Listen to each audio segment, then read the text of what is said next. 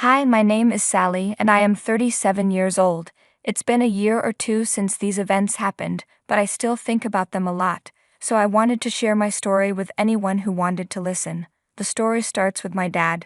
After my mom passed away from cancer, my dad threw himself into starting a business. I was too young to remember her clearly, and my brother Kyle was just a baby. My dad dealt with his grief by keeping himself busy with the business. He was still a great dad to Kyle and me, but he also worked very hard. At first, the business struggled, but eventually it started to grow little by little. It became successful enough to support us. I remember waking up some nights and seeing my dad still working in his office. I wanted to grow up and be just like him. When I turned 18, I asked my dad if I could work for him. He was firm about not letting me do that. He said he had tried working with family before, and it didn't go well. He didn't want to repeat the experience. I didn't understand what he meant at the time, but I respected his wishes. Even though I was disappointed, I found another job. It wasn't hard work, but it helped me get by. One day, I was in my dad's office and decided to look at his accounts. I discovered that his business was losing a lot of money, and if things didn't change, he would have to shut it down in a few months. I was shocked. I confronted him about it. "Dad, the business is losing a lot of money. What's going on?" "Were you snooping through my stuff?" he asked. "I'm sorry I did that, but you're going to end up closing down." "I know, but nothing I do is working. I've cut so many corners just to keep the business afloat. I was thinking of shutting it down." "No, don't do that. Please let me help you. I promise you won't regret it." "I don't know about that. You know how I feel about mixing family and business." "Yes, I know. But I went to business school. I know what I'm talking about. Just give me a couple of months, and I promise I'll get the business up and running." "That seems like a very expensive risk." "You took a risk by starting the business. This is just another small risk. If it goes wrong, I'll work to make up for it for the rest of my life, I swear. It's only because I'm desperate and a little curious to see how you'll do it that I'll allow it. You won't regret it." After my dad finally let me work with him, I spent the next few months working tirelessly. I ran the accounts and contacted a lot of people to help the business grow. Instead of shutting down, the business started to improve, and we got more clients. My dad was surprised by the results. I even think he was proud of me, even though he never said it. I kept working hard, but my dad was okay with just getting by. I wanted the business to grow enough so my dad would be set for life. Dad was happy and helped me a lot initially, working hard with me, but as time went on, he let me handle things. I didn't mind because it made me feel good to know that he trusted me that much. I once asked him if he was ready to retire and let me take over the business, but he said he wasn't. He felt he still had many years of work left and didn't want to retire too early. I didn't want to point out that he wasn't working much, so I didn't say anything and continued working. About 8 years into working for my dad, my brother Kyle decided he wanted to join the company too. I was okay with my brother Kyle joining the company, but I wasn't happy when he became a co-CEO with me. I didn't say anything because ultimately my dad had the final say in the business. Kyle didn't actually work much, but I didn't mind as long as he wasn't hurting the business. It continued to grow and expand, and we were making millions in profits. We were making more money than we ever imagined. As my dad's retirement got closer, I waited for him to announce that he would hand the company over to me. I remember it was Kyle's birthday when Dad made his big announcement. We went over to Kyle's place for a small birthday dinner. It was a nice time, although I was very tired from work. After dinner, Dad made his announcement. "Happy birthday, son." "Thanks, Dad. Glad you could make it." "Of course. Why wouldn't I be here? Plus, I have a huge surprise for you." "A surprise? What is it?" "Well, I've been thinking about this for a while, and I think it's time for you to run our business." "What? Oh my God, Dad, thank you so much. You can't be serious. I worked my butt off for the past 10 years while Kyle's only been here for 2 years, and you're giving him the job. It may have only been 2 years, but Kyle really stepped up and look at how well we're doing." "Are you kidding me? Kyle barely worked. I did everything. He only signed papers and approved things. I still think he deserves it." "Thanks, Dad. No need to be so jealous, Sally. Don't worry, you can keep working with me. I'll even give you a raise if you'd like." "No, I'm out. You guys can take your stupid business and shove it. I won't stand for this disrespect. I've put up with a lot, but this is where I draw the line. Don't even think of calling me. I'm done with you guys. Oh, come on, Sally, don't be like that. Bye. I stormed out of the house and slammed the front door. How dare they treat me like this? Did they even know how many nights I gave up sleep to work? Did they know how many eye drops I used because I spent so much time looking at my screen that my eyes dried out? Did they know that no matter how sick I was, I still came to work? I took a maximum of 4 months off in 10 years. My social life was non-existent, my romantic life was non-existent. I had no life other than the business, and I loved it. I loved seeing my work pay off. I loved watching us grow from a small business in a corner store to this $1 million company with its own building. I was proud of myself. But for all that to get thrown away so easily to my brother, who never showed interest until he found out how much our company was worth, I was livid. I was hurt. I felt betrayed. I was the one who stood by my dad when we were about to lose our business. What did Kyle even do? He just sat in his office all day playing games on his phone or watching videos online. Whenever we had meetings, he stayed quiet and looked to me to make decisions. It was already insulting enough that Dad made him the co-CEO with me, but for Dad to give the entire business to Kyle was unacceptable. When I got back home, I felt a mix of emotions. I broke down and cried. I always knew that Kyle was my dad's favorite. I saw it growing up when Kyle just had to mention something, and Dad would get it for him, while I had to beg for things or save up and buy them myself. I hoped that working so hard would make Dad realize how good I was and appreciate me. In the end, he still favored Kyle, and it hurt so much. I let myself wallow in my pain for a long time. Dad and Kyle kept trying to reach out to me, but I blocked them. I didn't want to hear anything from them. Knowing them, they would only say I was being a baby and overreacting. I knew I wasn't. Any sane person would feel hurt. I wallowed for about a week, and then I decided to take care of myself. I went out and shopped, had spa days, and ate properly for the first time in a while. I initially wanted to let go of everything, but I found that the anger in me just wouldn't go away. To be fair, 10 years is a long time to dedicate to one thing, so I decided to use my brain to figure out a way to get back at my dad and brother. I knew I couldn't do anything significant on my own, so I decided to reach out to my Uncle Hank, my dad's brother.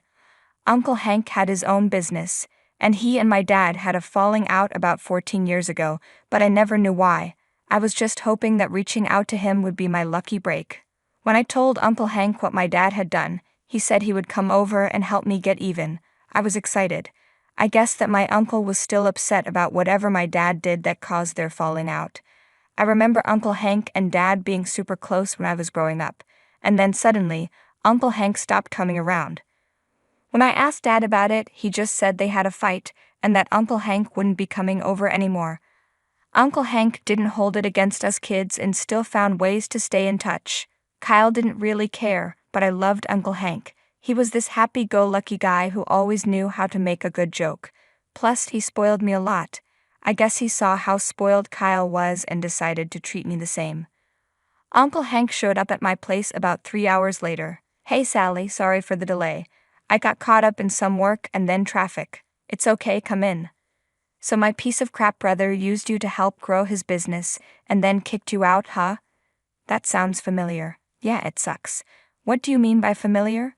You were way too young to know this, but I was your dad's business partner. He worked me like a dog, and when he saw us growing, he pulled some messed up stuff and pinned it on me. Then he threw me out. Oh God, that's horrible. Why would he do that? Well, he didn't want to share profits. At least that's my best guess. Did you do anything to him? I didn't have any resources or anyone to help me out. I just had to let it go. Well, then we can get revenge on him together. He will learn that he can't get away with cheating other people. That we will. I felt so bad for Uncle Hank. Sure, he had his own business, but it wasn't as successful as my dad's. I wished it were hard to believe that my dad could do that to his brother, but he did it to me, so I believed Uncle Hank easily. We started planning and I wanted to do something big. I knew my dad's business would start failing pretty soon. Dad checked out of the business about 3 years after I started managing it, and Kyle was pretty much useless. I told Uncle Hank this, and an idea started to form in his head. He asked me how I'd feel about starting a business in the same field as my dad's. I loved that idea. Uncle Hank was willing to lend me some land to start the business, but I asked him how he'd feel about buying another plot. He was confused at first, but then I explained that there was an empty plot right next to my dad's business. It would be like rubbing salt in the wound for my dad once he starts losing clients. It was a bit risky to buy a whole plot of land and start a business just for revenge, but both of us were hurt and angry enough to do it. Over the next 2 months, we started working on our plan. We purchased the plot of land, which was about 5 times larger than the one my dad's business sat on. We registered our business and handled all the legal paperwork. Our grand plan was to steal my dad's employees once his business started to tank. Uncle Hank and I spent a lot of time working out the logistics of everything we needed for our revenge. Since I had managed my dad's business and brought in many clients, I had a lot of contacts. I snagged a bunch of my dad's clients and even got them to refer our business to their friends and families. We had a very solid start. To be honest, I was just waiting for a call from my dad or brother any day now, knowing their profits were beginning to suffer. I was right. About 7 months into starting our business, Dad called me. I was fully prepared for him to start begging me to come back. Instead, he asked me to come over for dinner. I guess he wanted to plead with me in person, so I agreed to go. When I arrived, my brother was there too. He looked nervous, and they were both suspiciously nice. I made sure to carry copies of the documents proving I was the co-owner of the land and business with Uncle Hank. I wanted to go out with a bang. They deserved it after all. We ate dinner, and while it was awkward for Dad and Kyle, I just waited for the chance to tell them how I was actively ruining them. Finally, after dinner, Dad said they had something to discuss. So, honey, there's something we need to talk to you about. Yes. You see, there's this new competitor in the field, and right now, we're kind of sinking. Oh man, that's tough. Yeah, so Dad and I were wondering if you want to come back and work for us. Excuse me? Absolutely not. You know what you did last time, and I'm not going to let you use me until everything gets good just to then throw me away. Don't be dramatic, Sally. I was only doing what I thought was best. If Kyle was the best, why isn't he solving your issue? Why are you asking me? I'm not as good as you. I tried to tell you, Dad, but you were way too confident in me. I guess you'll just have to deal with it. Please, Kyle is great, but we just need someone who has a little more experience. I'm done with your disrespect. And as my daughter, you have to work for me. I think not. I'm already working for another company. You can quit it. I don't care. You're going to come back. Why will I work for you when my company is currently crushing yours? You're working for our new competitor. Well, technically, I own it. You're lying. You wish I was. Here are the documents. You own it with Hank. He's so much more talented than you. Plus, he actually appreciates everything I do. It's honestly a pleasure to work with him.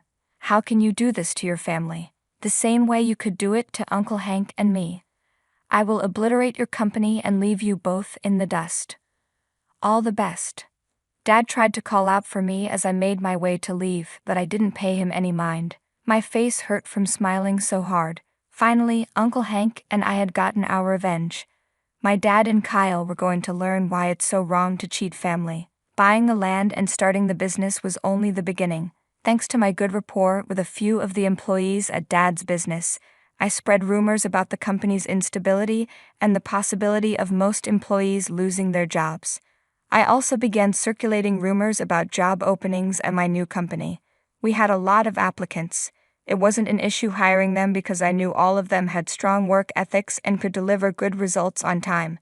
Many were shocked to see me managing the hiring process, which only spread the rumors further, bringing us even more applications. My dad's business was not only crumbling from the outside, but also from the inside. Dad furiously called Uncle Hank and yelled at him for sabotaging his business, but Uncle Hank just laughed in his face and told him he deserved it before hanging up. In about another year, Dad's business was running at a huge loss and in large amounts of debt. Uncle Hank and I were thriving. We were even bigger than my dad's business had been at its peak. We had about 20 times the number of clients that Dad ever had. It was an amazing feeling of accomplishment. Since Dad's business was running at a loss, Uncle Hank and I bought it off him. He was so mad about it he refused to look us in the eye when we signed the final papers. I didn't think our plan would work out this well, but I was glad. Uncle Hank and I are living much more comfortably now. The anger that had been in us for a long time finally went away. In Uncle Hank, I found another, better father figure. He truly cared for and appreciated me. I made sure to always let him know just how grateful I was for him. So that's my story. I learned just how important family is and that it's a pretty bad move to cheat on your family. You never know how it may come back to bite you. I never expected to come home to a mystery. My name is Emily, a 29-year-old sales manager, and I had just returned from a business trip in New York. My husband Daniel was supposed to be on a trip to Chicago. Our quiet suburban home, usually dark and empty during our mutual absences, was strangely alive with light. As I dragged my suitcase up the driveway, our neighbor Sarah approached me. Her expression was a mix of concern and awkwardness. "Emily, I thought you were away. The noise last night. I'm sorry if we disturbed you," she said, biting her lip. Confusion clouded my mind. "I just got back, Sarah. What noise?" Her eyes widened slightly. "Oh, I thought you were home. Your lights have been on every night this week. I heard some laughter and music last night. I assumed you guys were throwing a small party or something." I felt a cold knot forming in my stomach. Daniel was supposed to be in Chicago, not here having parties.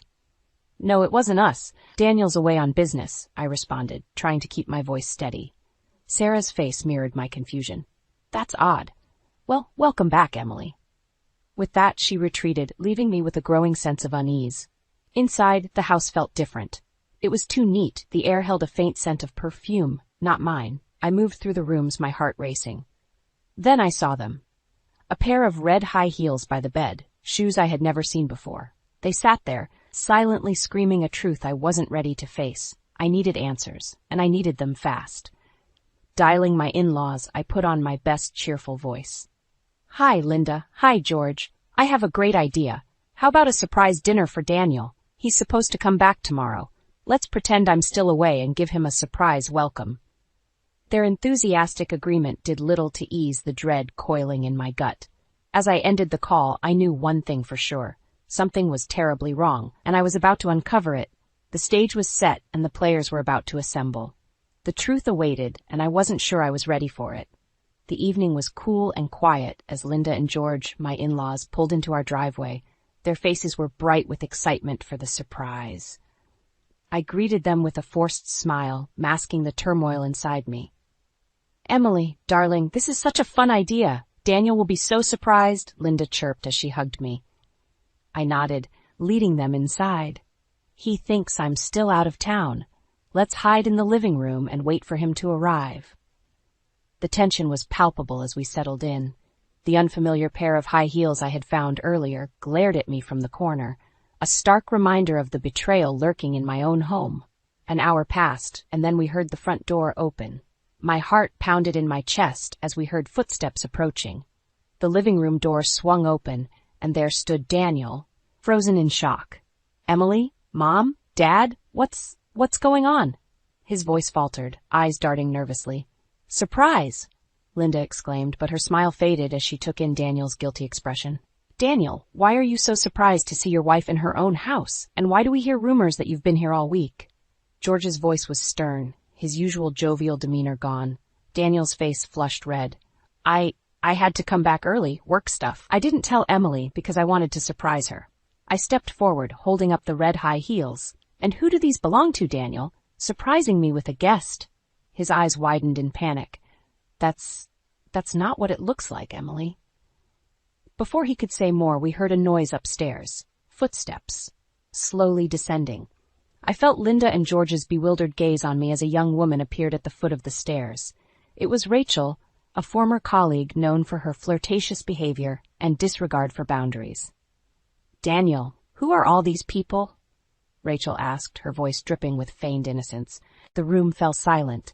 Linda's hand flew to her mouth, and George's face turned to stone. I looked at Daniel, betrayal etching a deep scar in my heart. "Rachel, meet my parents and my wife, Emily," Daniel stammered, his facade crumbling. Linda's eyes brimmed with tears, and George's voice shook with anger. You bring a woman into your marital home? This is how you respect your marriage? The confrontation escalated as accusations and denials flew. Rachel's smug expression only fueled my growing rage. This was the breaking point, the moment my marriage turned to dust. As the night wore on, the truth became painfully clear. My world had been shattered, but from its ruins, a fierce resolve was born. Daniel and Rachel would not get away with this betrayal. The stage for revenge was set, and I was ready to play my part. The morning after the confrontation was heavy with unspoken words. Linda and George had left, their disappointment palpable. I sat at the kitchen table, staring at the untouched coffee, my mind racing with cold, hard thoughts of revenge. Daniel emerged from the guest room, his eyes avoiding mine. "Emily, we need to talk," he began hesitantly. I looked up, my voice icy. "There's nothing to talk about. I want a divorce." He flinched as if struck. "Please, Emily, it's not what you think. I was lonely, you were always away, and Rachel, it just happened." I slammed my hand on the table, startling him. "Just happened? You betrayed our marriage, Daniel, and in our home.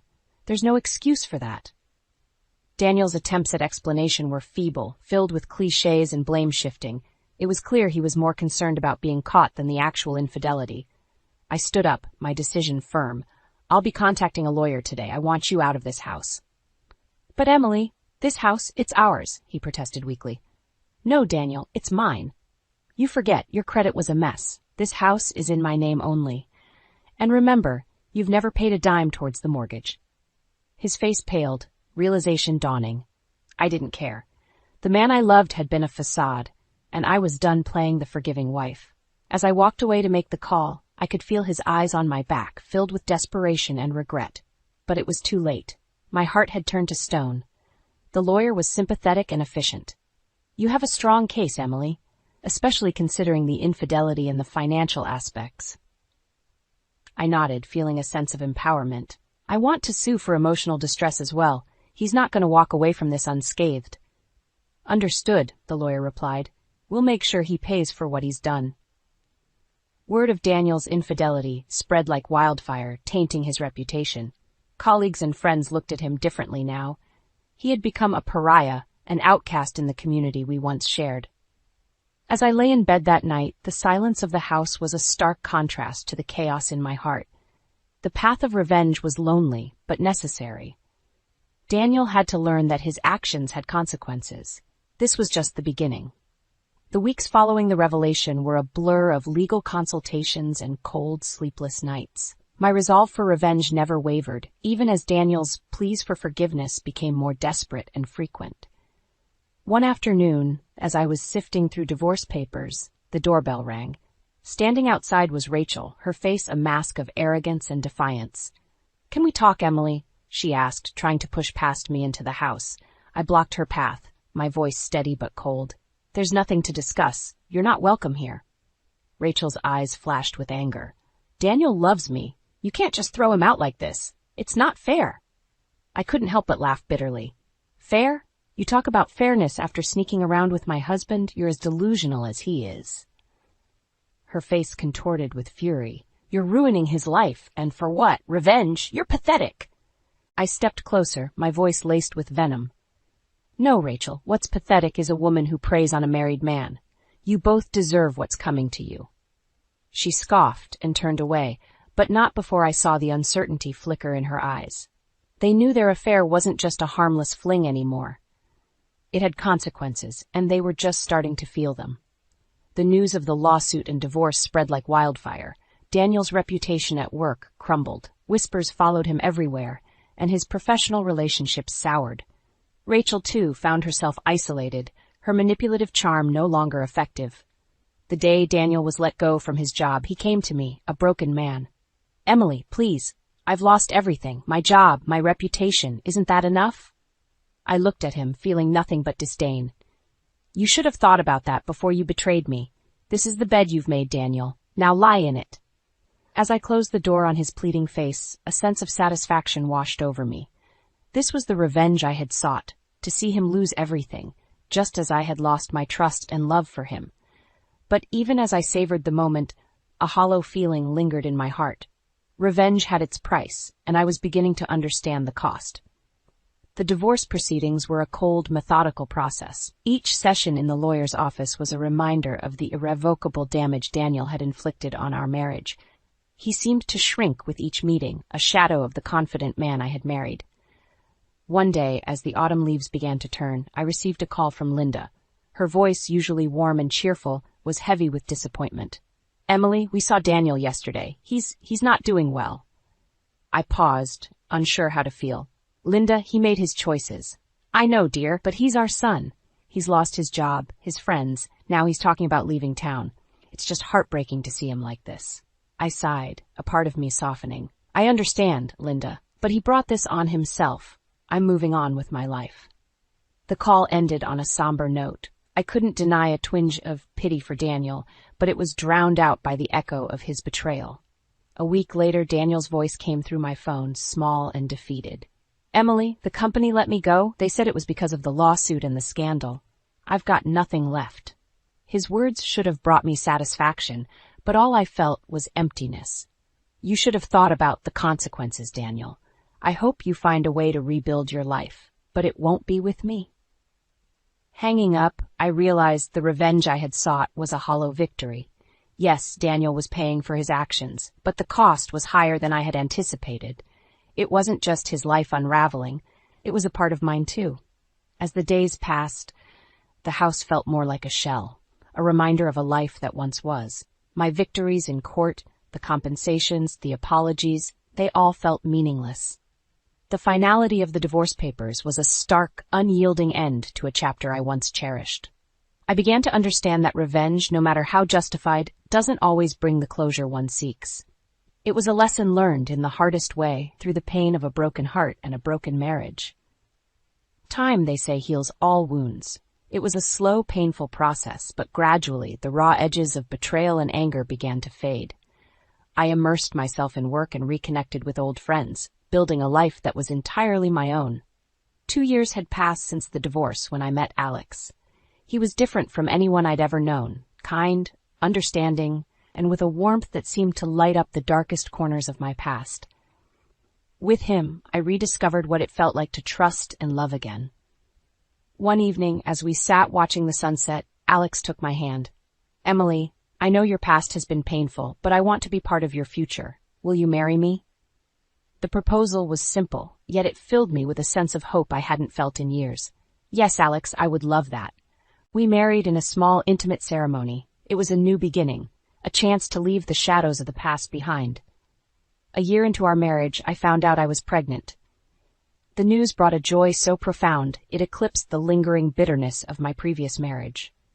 When our son Ethan was born, holding him in my arms felt like holding a piece of the future, bright and full of possibilities. It was during one of these peaceful days that I received an unexpected call. It was Daniel. His voice was hesitant, a far cry from the confident man he once was. "Emily, I heard you've moved on, that you're happy. I just wanted to say I'm sorry for everything." His apology, late and inadequate, didn't stir the old anger I expected. Instead, I found myself feeling indifferent. "Thank you, Daniel. I've moved on. I wish you well." As I hung up, I realized that I had truly turned a page. The hurt and betrayal that once consumed me had lost their grip. In their place was a life filled with love, a family I adored, and a future that was mine to shape. 3 years after my divorce from Daniel, life had settled into a peaceful rhythm. My days were filled with the laughter of my son and the quiet, steadfast love of Alex. The shadows of the past had dimmed, replaced by the bright promise of the present. One crisp autumn afternoon, as I pushed Ethan's stroller through the park, I spotted a familiar figure on a distant bench. It was Daniel. He looked older, warier, a stark contrast to the man who once shared my life. Our eyes met, and in a moment of unexpected courage, I approached him. "Emily?" he said softly, his voice tinged with a mix of surprise and remorse. "Daniel," I replied, feeling a strange sense of detachment. "How have you been?"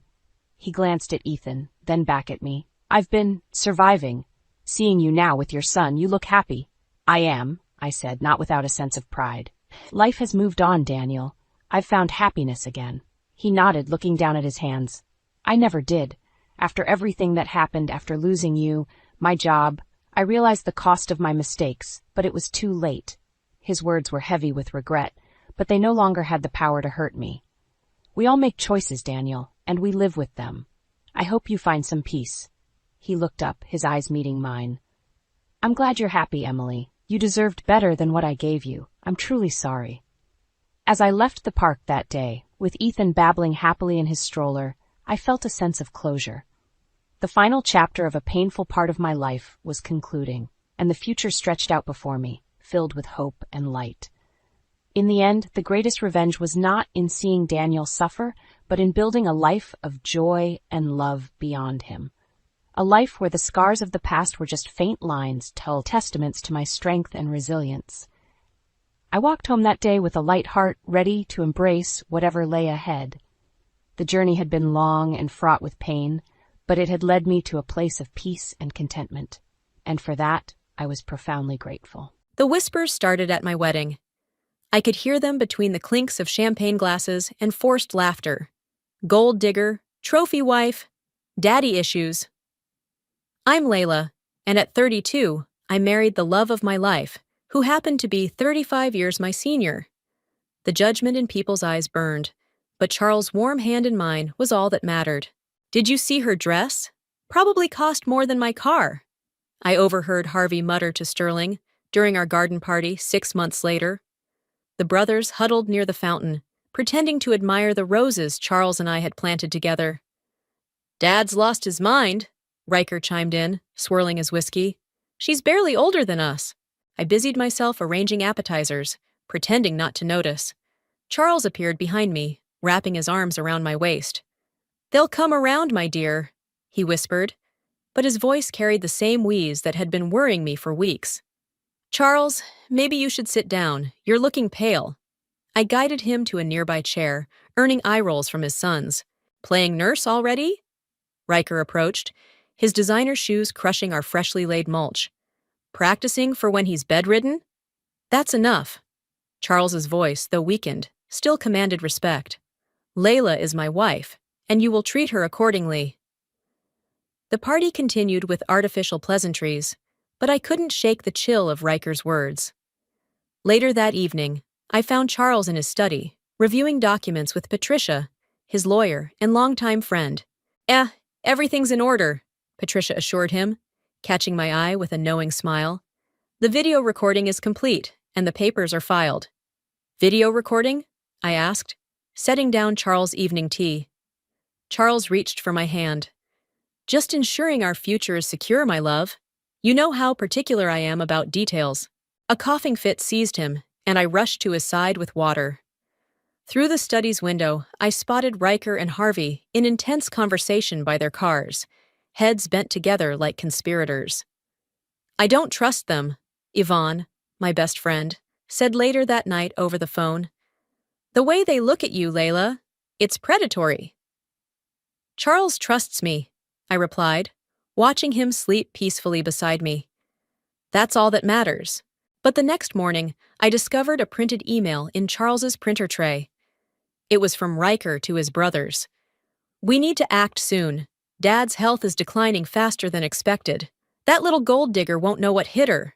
My hands trembled as I read it. Charles stirred in his sleep, and I quickly tucked the email into my drawer. The man I loved was dying. I could see it in his increasingly fragile movements, hear it in his labored breathing.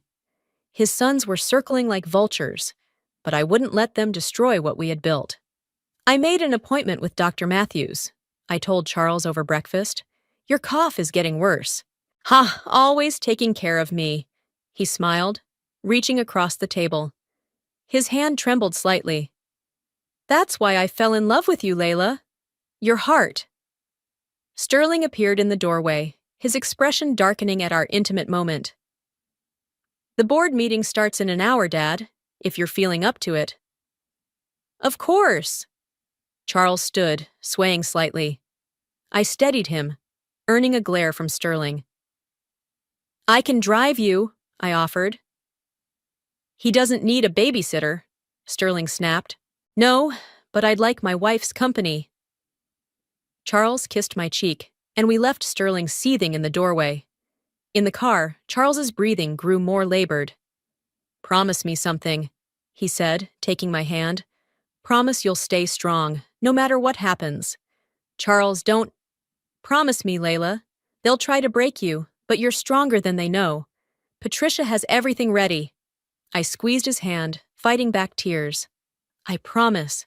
That evening, I overheard the brothers in Charles's study. The will reading will be our chance, Harvey was saying. She won't see it coming. I pressed my back against the wall, heart pounding. They were planning something, but what? Charles's words echoed in my mind. You're stronger than they know. Little did they realize, their father had prepared for this very moment. As I watched them leave the study, heads held high with unearned confidence, I thought about the video Patricia mentioned. Whatever storm was coming, I would weather it, not just for myself, but for the man who saw past the whispers and loved me for who I really was. The call came at 3:47 a.m. Charles had been struggling to breathe, and I'd finally convinced him to let me take him to the hospital. I held his hand as the machines beeped around us, their rhythm a countdown I wasn't ready to accept. I love you, he whispered, his voice barely audible. Remember what we discussed. Those were his last words. The flatline tone pierced the quiet room, and my world collapsed. I barely registered the nurses rushing in or being guided to the hallway. My husband was gone. Well, isn't this convenient? Riker's voice cut through my grief hours later. He stood in the hospital corridor, Harvey and Sterling flanking him like bodyguards. Alone with him when it happened.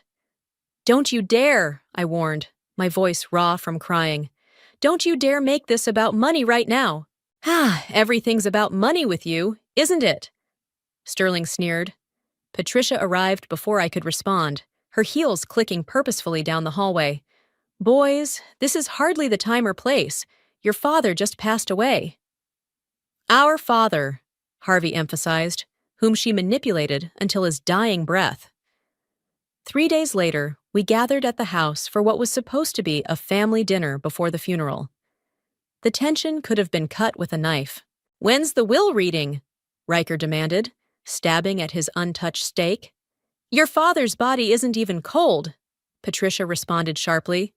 She'd stayed close since Charles's death, a buffer between me and the brothers' increasing hostility. We have a right to know our inheritance, Harvey insisted, especially given the circumstances of his marriage. I set down my fork, the circumstances being that I loved him. Oh, please, Sterling laughed coldly. You loved his bank account. We all know it. The question is, how much did you manage to squeeze out of him before the end? That's enough. My brother Micah stood up so quickly, his chair toppled backward. My sister just lost her husband. Show some respect. Respect? Riker scoffed. Like she showed respect marrying our father when she's barely older than us? I pushed away from the table, my hands shaking. In Charles' study, I found myself drawn to his desk. The familiar scent of his cologne still lingered. Opening the top drawer, I found an envelope with my name written in his distinctive handwriting. Finding more assets to claim? Sterling's voice made me jump. He stood in the doorway, watching me with undisguised contempt. Get out, I said quietly, clutching the envelope.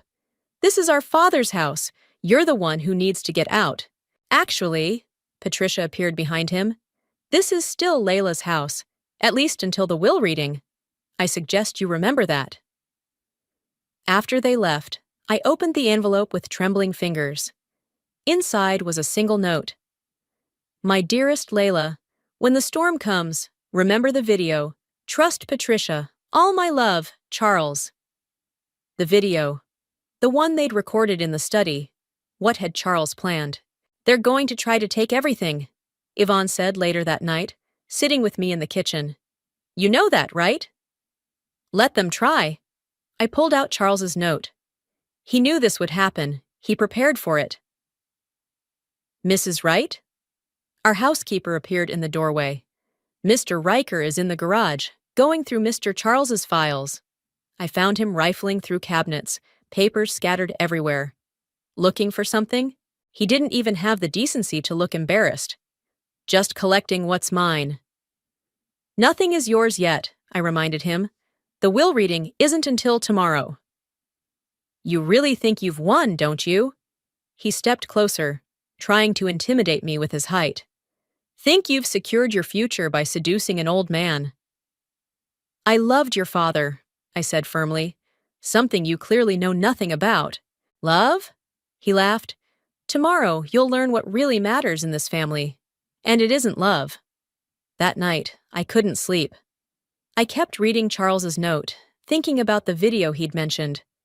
Whatever was on it had given him confidence in my future, but his sons were ruthless, determined to paint me as a gold digger who'd taken advantage of their father. My phone buzzed with a text from Patricia. Everything's ready for tomorrow. Charles made sure you'd be protected. Get some rest. I touched the empty side of the bed, where Charles should have been. I promise I won't let them win, I whispered to the darkness. Whatever you planned, I'll see it through. The will reading was set for 10 a.m. In less than 12 hours, I'd find out exactly what Charles had done to protect me from his son's greed. And something told me they weren't going to like it one bit. Patricia's office felt smaller, with all of us crammed inside. Riker lounged in a leather chair like he already owned the place, while Harvey and Sterling stood near the window, whispering. My brother Micah sat beside me, his presence steadying. Before we begin, Patricia said, arranging documents on her desk, there's a video message from Charles that he wanted played first. A video? Harvey straightened. That wasn't mentioned before. There's a lot you don't know, Patricia replied coolly, reaching for her laptop. Wait, Riker interrupted. We should have our lawyer present for this. Your father's instructions were explicit, Patricia said. Just family and myself. If you'd prefer to leave. Play it, I said quietly. My heart hammered against my ribs as Patricia connected her laptop to the wall-mounted screen. This is ridiculous, Sterling muttered. She probably coerced him into making this video when he wasn't thinking clearly. Your father was of sound mind until the end, Patricia snapped, as his medical records will attest. The screen flickered to life, and there was Charles, sitting in his study. He looked healthy in the video, recorded just 2 months ago. My throat tightened at the sight of him. If you're watching this, he began, I'm no longer with you, and I imagine my sons are already circling like sharks. Riker shifted uncomfortably in his chair. I've watched you boys, Charles continued. Watched how you've treated Layla from the day I introduced her. Your contempt, your assumptions, your cruel whispers when you thought I couldn't hear. But I heard everything. Harvey's face reddened. Sterling looked away. You see, I've made some decisions about my estate that you might not expect. Charles leaned forward in the video. But before that, let me tell you a story about your inheritance. What inheritance? Riker interrupted. Can we skip to the actual will? Quiet, Patricia commanded. On screen, Charles pulled out 3 folders. These contain records of every loan I've given each of you. Riker, your failed tech startups. Harvey, your gambling debts. Sterling, your string of bad investments. I covered everything, hoping you'd learn from your mistakes. You didn't. The brothers exchanged panicked looks. Instead, Charles continued, you directed your bitterness at Layla, convinced she was after my money. The irony isn't lost on me. My brother squeezed my hand as tears rolled down my cheeks. Now, about my estate. Charles opened another folder. Patricia, please distribute the documents. Patricia handed each brother a thick envelope. Their hands shook as they opened them.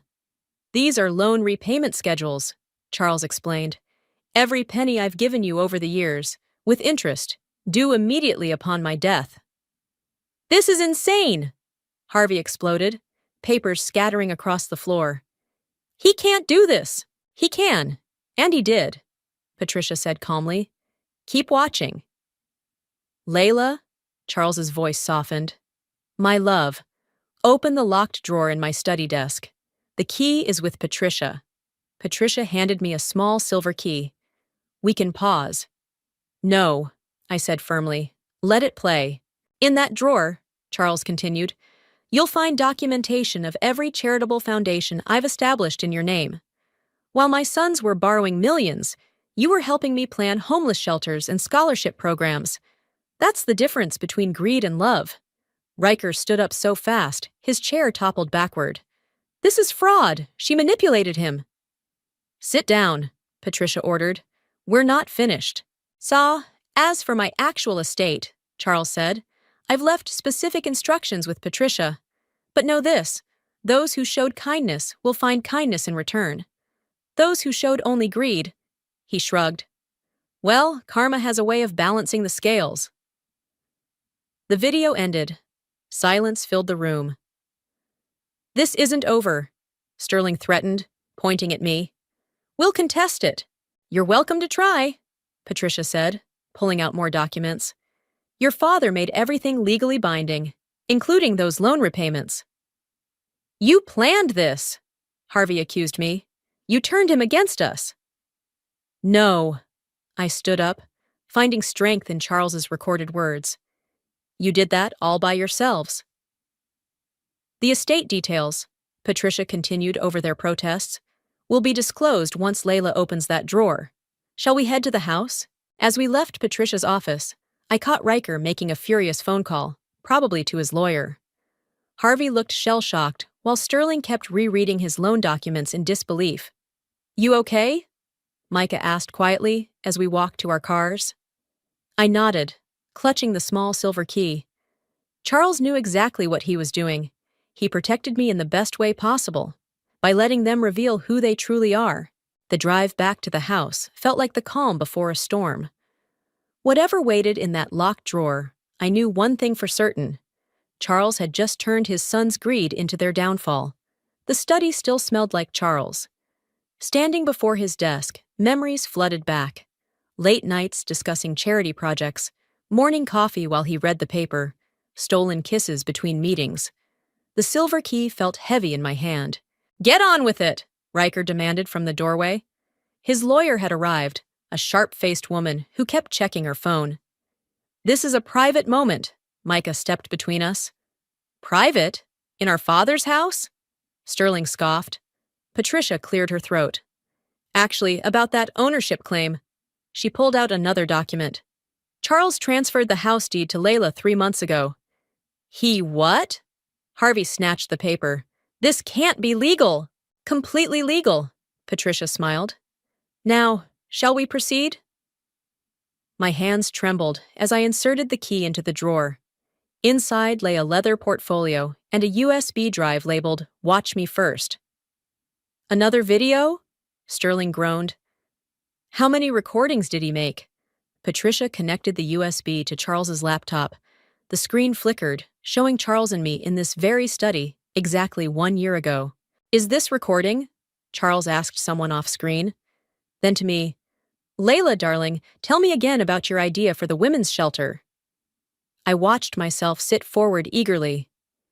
The statistics show that financial dependency keeps women in dangerous situations. If we could provide not just housing, but job training, childcare. See how her eyes light up when discussing helping others? Charles turned to the camera. Not money, not status, just genuine desire to make a difference. Riker made a disgusted sound. Turn it off. This proves nothing. Keep watching, Patricia insisted. The video showed multiple clips spanning months. Me organizing fundraisers, visiting construction sites for the shelters, meeting with social workers. Charles narrating throughout, documenting my involvement in his charitable works. Why are we watching this? Harvey demanded.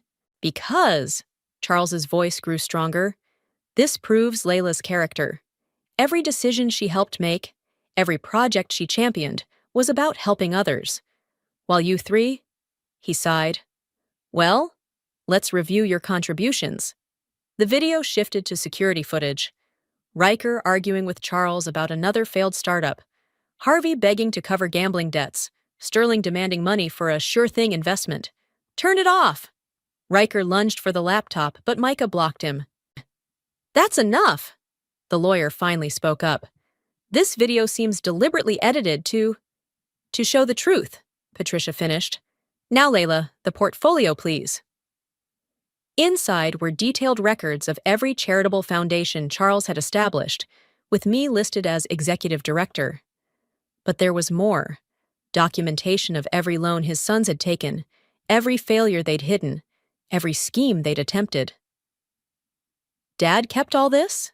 Sterling whispered, face pale. Your father was meticulous, Patricia said. He knew exactly who you all were. Now, about the estate distribution. Wait, I interrupted, finding one last envelope. Inside was a handwritten letter. My dearest Layla, I read aloud, my voice shaking. If they're watching, let them hear this. You never asked for my money. You asked for my love, my trust, my partnership in making the world better. That's why I'm leaving you not just the house, but control of all my charitable foundations. You'll continue the work we started together. Riker's lawyer was frantically flipping through papers. This can't be binding. Oh, but it is, Patricia smiled. As for you boys, your father left you each exactly $1, plus those loan repayment schedules, of course. $1? Harvey's legs gave out, and he sank into a chair. That's impossible. The rest, I continued reading, will fund the foundations we built together. And one new project, a support system for women falsely labeled as gold diggers, who genuinely love partners despite age differences. Because love, real love, isn't about money. It's about making the world better together. Sterling stormed out. Riker followed, dragging his useless lawyer along. Harvey just sat there, staring at nothing. Charles recorded everything, Patricia explained softly. Every cruel comment, every scheme they planned. He knew they'd try to paint you as a gold digger, so he spent the last year building an airtight case proving otherwise. I touched the screen where Charles's face was frozen, smiling at me. He knew them better than they knew themselves. The foundations are yours now, Patricia said. All of them. You're in charge of his entire charitable legacy. Harvey finally stood. This isn't over, he threatened weakly, but his voice lacked conviction. Actually, I picked up the portfolio, it is. Now, if you'll excuse me, I have work to do. These foundations won't run themselves. As they left, I sat in Charles's chair, surrounded by evidence of our shared vision. He hadn't just protected me, he'd empowered me to continue our mission. And somehow, that felt like the greatest inheritance of all. The next morning, my phone wouldn't stop ringing. Riker's name flashed on the screen for the 20th time. You should answer it, Yvonne said, helping me sort through foundation documents. Get it over with. I picked up on the 21st ring. What? We need to talk. Riker's voice was strained. Face to face, all of us. There's nothing to discuss. 1 million each, he said quickly. That's our offer. We'll drop any legal challenges if you give us 1 million each from the foundation funds. I laughed. You still don't get it, do you? This isn't about money. 2 million then. Come on, Layla, be reasonable. Meeting's in an hour, I said. Patricia's office. Bring your brothers. Patricia had coffee waiting when we arrived. The brothers looked terrible. Sterling's designer suit was wrinkled, Harvey's eyes were bloodshot, and Riker's usual arrogance had deflated into desperation. Before you start, I held up my hand. There's one last video you need to see. God, not another one, Sterling groaned. Patricia pressed play. Charles appeared on screen, looking directly into the camera. Boys, if you're watching this, you've already tried to negotiate with Layla. Let me be clear. Every foundation dollar is legally protected. Every attempt to contest will only drain your own resources. Harvey slumped in his chair. But here's what you don't know, Charles continued. Those loan repayment schedules? They're due in full by the end of this month. If you fail to pay, everything you own becomes collateral. Your homes, cars, investments. Everything. He can't do that, Riker whispered. We never signed. Actually, Patricia pulled out 3 documents. You did. Remember those investment contracts you signed last year? Read the fine print. Sterling grabbed the papers, face growing pale. This is insane! We'll be ruined! Unless, Charles said on screen, You agree to Layla's terms. I sat forward. Here's the deal. You publicly apologize for your treatment of me. Admit your assumptions were wrong. Then, you'll each work for one of the foundations, unpaid, for 1 year. After that, your debts will be forgiven. Work? For free? Harvey looked horrified. At a charity? Manual labor, I specified. Building houses, serving at shelters, actually helping people for once in your lives. And if we refuse? Riker challenged. Then I call in the loans tomorrow, I shrugged. Your choice. The brothers huddled in the corner, whispered arguments growing heated. Finally, Riker turned back. We need time to think. You have 1 hour, Patricia said. After that, I start the paperwork to seize your assets. They fled the office, leaving their coffee untouched. Think they'll do it? Yvonne asked after they left. They have no choice, Patricia smiled. Charles made sure of that. He knew money was the only language they understood. My phone buzzed. A text from Sterling. This is cruel. I replied. Crueler than calling me a gold digger at my husband's funeral? 58 minutes later, they returned. Riker looked like he'd aged 10 years. Fine, he spat. We'll do it. But we want something in writing, saying our debts will be cleared after the year. Already prepared. Patricia handed them contracts. Sign here. As they signed, I pulled out my phone. One more thing. The public apology? You're doing it now. Live on my Instagram. You're enjoying this, Harvey accused. Actually, I'm not, I said quietly. I wish you'd seen me as family, seen how much I loved your father. Maybe then things would be different. Sterling looked away, something like shame crossing his face. One by one, they recorded their apologies. Riker went first, stiff but sincere enough. Harvey mumbled through his. But Sterling surprised me. I was wrong, he said, looking directly at the camera. Layla loved our father in a way we never did. Selflessly, completely. We were the ones who saw him as a bank account. I'm sorry. After they left, Patricia squeezed my shoulder. Charles would be proud. Tomorrow, I said, checking my calendar. Riker starts work at the women's shelter. Harvey gets the homeless outreach program, and Sterling, I smiled, he'll be building houses in the summer heat. Karma's a beautiful thing, Yvonne grinned. My phone buzzed with messages from their wives, their friends, their business associates, all reacting to the apology videos. The truth was finally out. That night, I sat in Charles's study, touching the frame of our wedding photo. I did it, I whispered. I made them see the truth. Not just about me, but about themselves. The foundations would continue. Lives would be changed. And 3 privileged men would learn the value of honest work and genuine service. It wasn't revenge. It was redemption. Just as Charles had planned all along. You missed a spot, I said, watching Riker scrub the shelter's kitchen floor. His once manicured hands were red and raw from cleaning products. This is humiliating, he muttered, dunking the brush back into the bucket. More humiliating than trying to steal from charity? Maria, the shelter's director, walked in with more cleaning supplies. The bathroom needs attention next. It had been 2 weeks since the brothers started their mandatory community service. The transformation was slow but noticeable. My phone buzzed. A text from Harvey's supervisor at the homeless outreach program.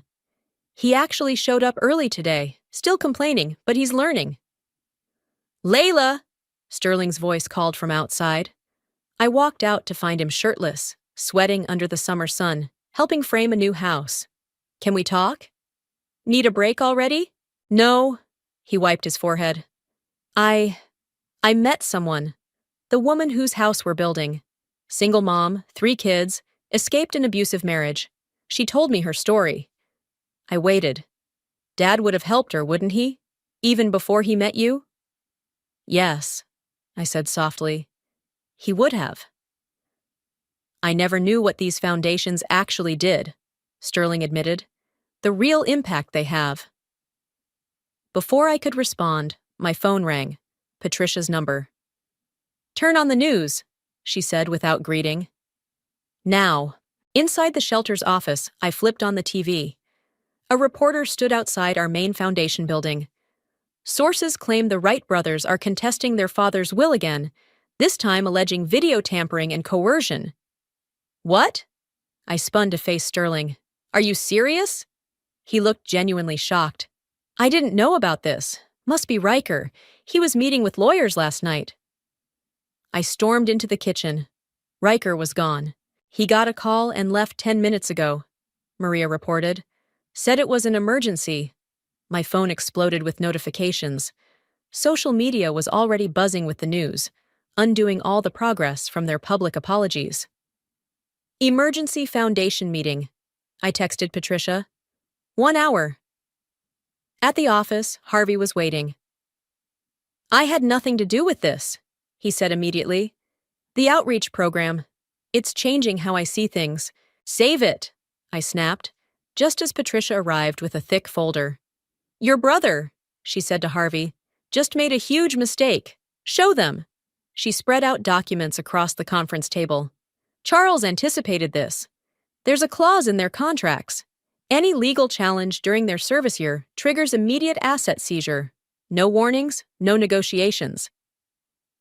Riker's going to lose everything, Harvey whispered. Unless you stop him, I said. Right now, Sterling burst in, still in his work clothes. I called his wife.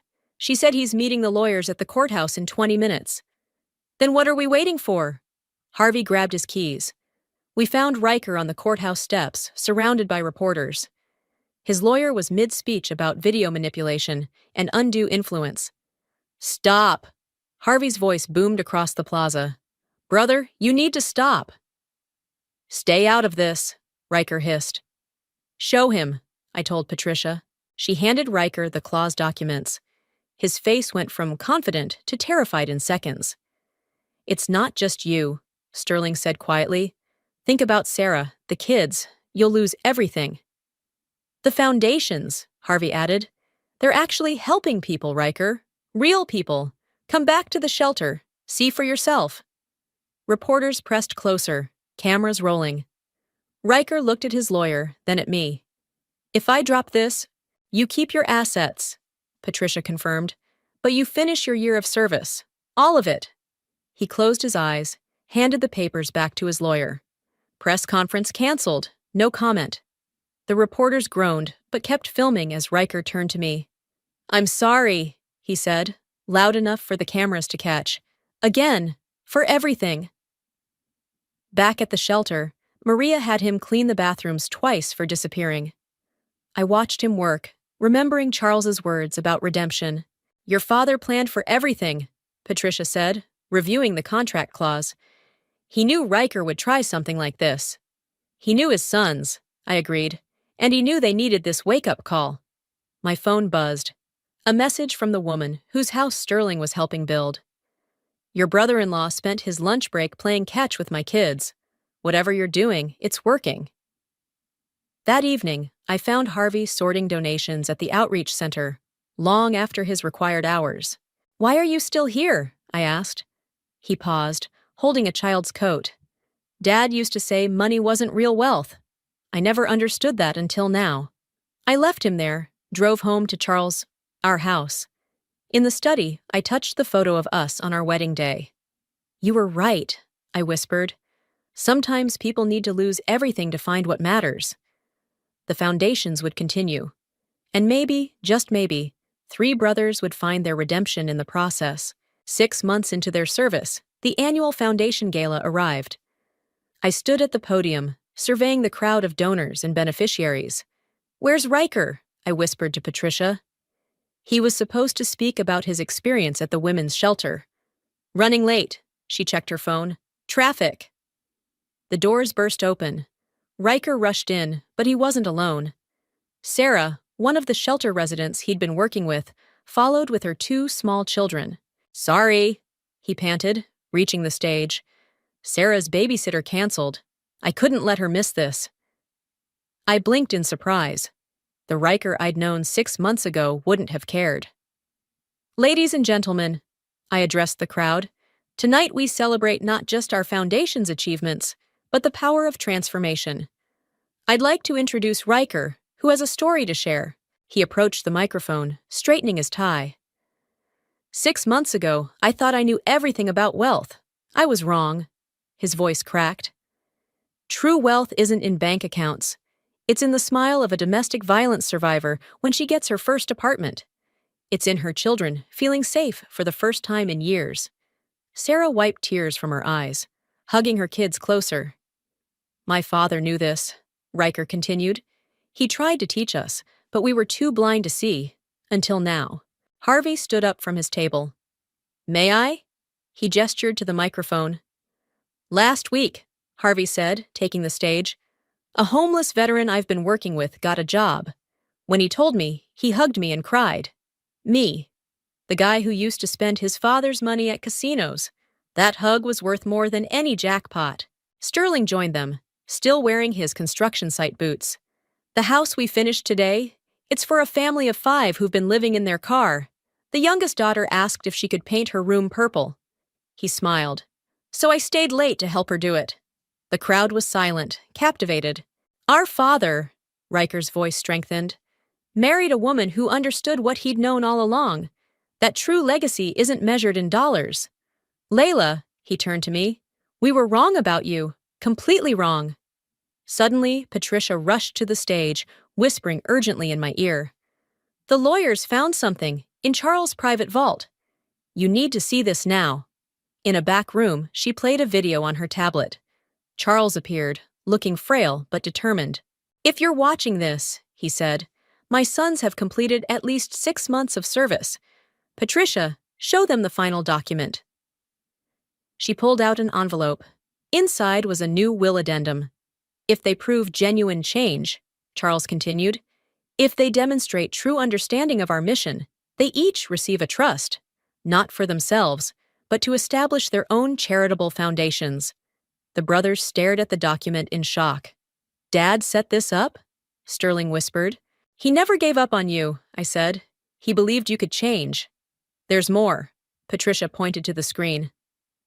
Layla, Charles smiled warmly, you'll oversee these trusts. Guide them. You've always understood what matters most. Help my sons understand, too. Riker grabbed my arm. Sarah's housing application. Could my foundation? The Veteran Employment Program, Harvey interrupted. I have ideas.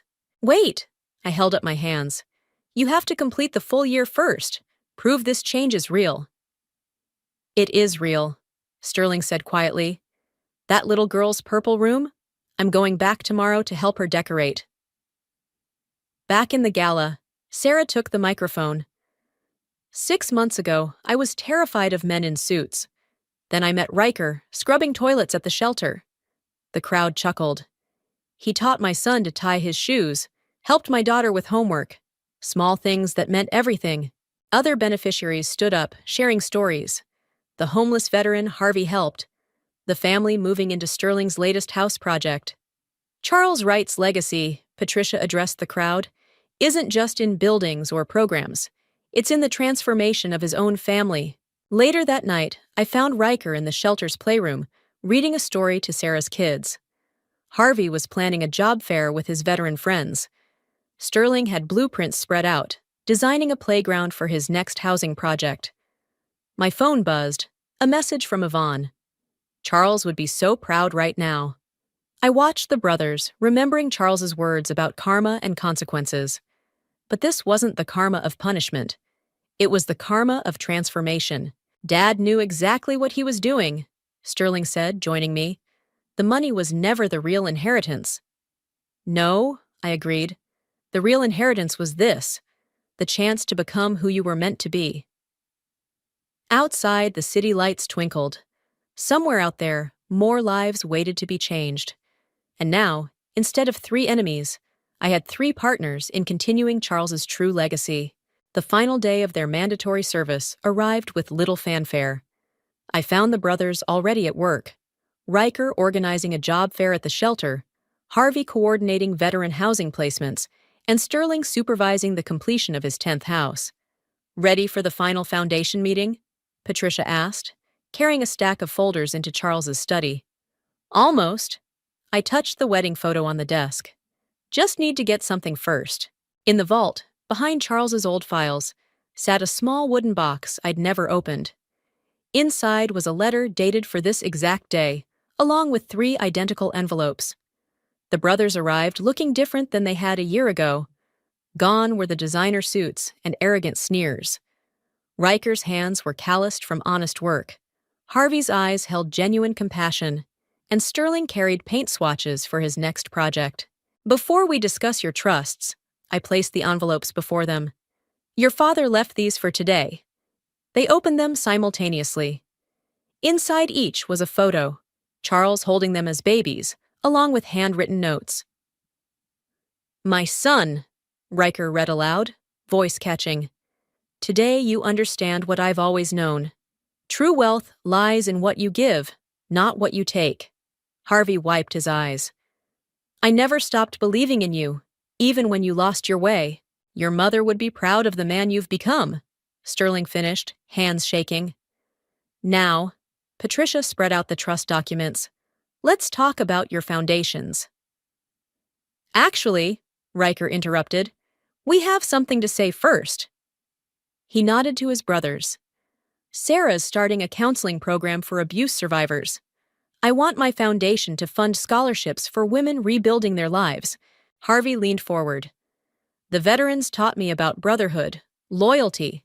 My foundation will focus on military families, helping them transition to civilian life. And mine, Sterling added, will partner with local schools. Kids need safe spaces to play, to learn, to grow. We're starting with that purple playground, but thinking bigger. I studied their faces, seeing Charles in each of them. You've really changed, because you showed us how, Riker said, by choosing love over vengeance when you had every right to destroy us. The foundations are just the beginning, Harvey added. We're selling our luxury cars, downsizing our homes. The money will do more good in the community. Sterling pulled out his phone. Remember that viral video of us apologizing? It hit 1 million views today. But look at the comments. I scrolled through. Inspired me to volunteer. Started helping at my local shelter. Changed how I judge people. Your story reached people, Patricia smiled. Changed perspectives about age gap relationships, about redemption, about what really matters. Charles knew, I said softly. He knew this would happen. Not exactly, a familiar voice called from the doorway. Maria from the shelter entered, followed by Sarah, the veteran Harvey helped, and the family moving into Sterling's latest house. We all had a hand in this transformation. The real inheritance, Riker stood, hugging Sarah, was the chance to become better people. To understand what Dad and Layla had, Harvey added, shaking his veteran friend's hand. To build something meaningful. Sterling lifted the little girl who'd wanted the purple room. Patricia handed me one final document, the official transfer of trust powers. But instead of signing immediately, I looked at the brothers. Charles believed in second chances, I said. Prove him right. We will, they answered in unison. As everyone filed out, I stayed behind in the study. The wedding photo caught the late afternoon light, and for a moment, I swore Charles was smiling differently. You planned it all, I whispered. The video evidence, the service requirement, the delayed trusts. You knew revenge wouldn't heal them.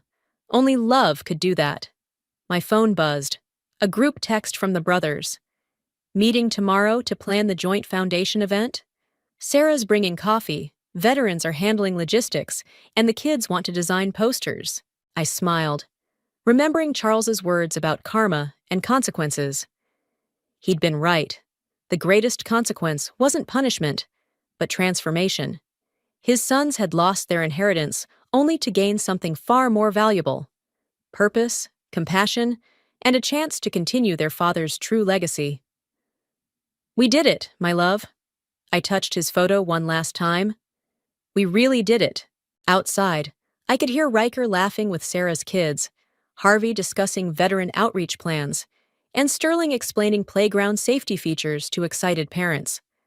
The whispers that had once haunted my wedding day had transformed into something beautiful. The sound of lives being changed, one act of kindness at a time. And that, I realized, was the greatest love story of all. I can't take this anymore. Brett's voice cut through the tense silence, his face contorted with rage. Why the hell should I listen to you? My heart sank as I braced myself for the inevitable confrontation. What was supposed to be a pleasant family dinner had quickly spiraled into a nightmare. Tessa, my stepdaughter, shot me an apologetic glance before turning to her fiancé. Brett, please, this is my family. Family? He scoffed, glaring at me with utter contempt. She's nothing but an outsider who wormed her way into our lives. The insult stung like a slap to the face. Anger and hurt swirled within me, but I forced myself to remain calm. I've been part of this family for over 15 years. Show some respect. Respect? Brett let out a derisive laugh. You don't deserve an ounce of it.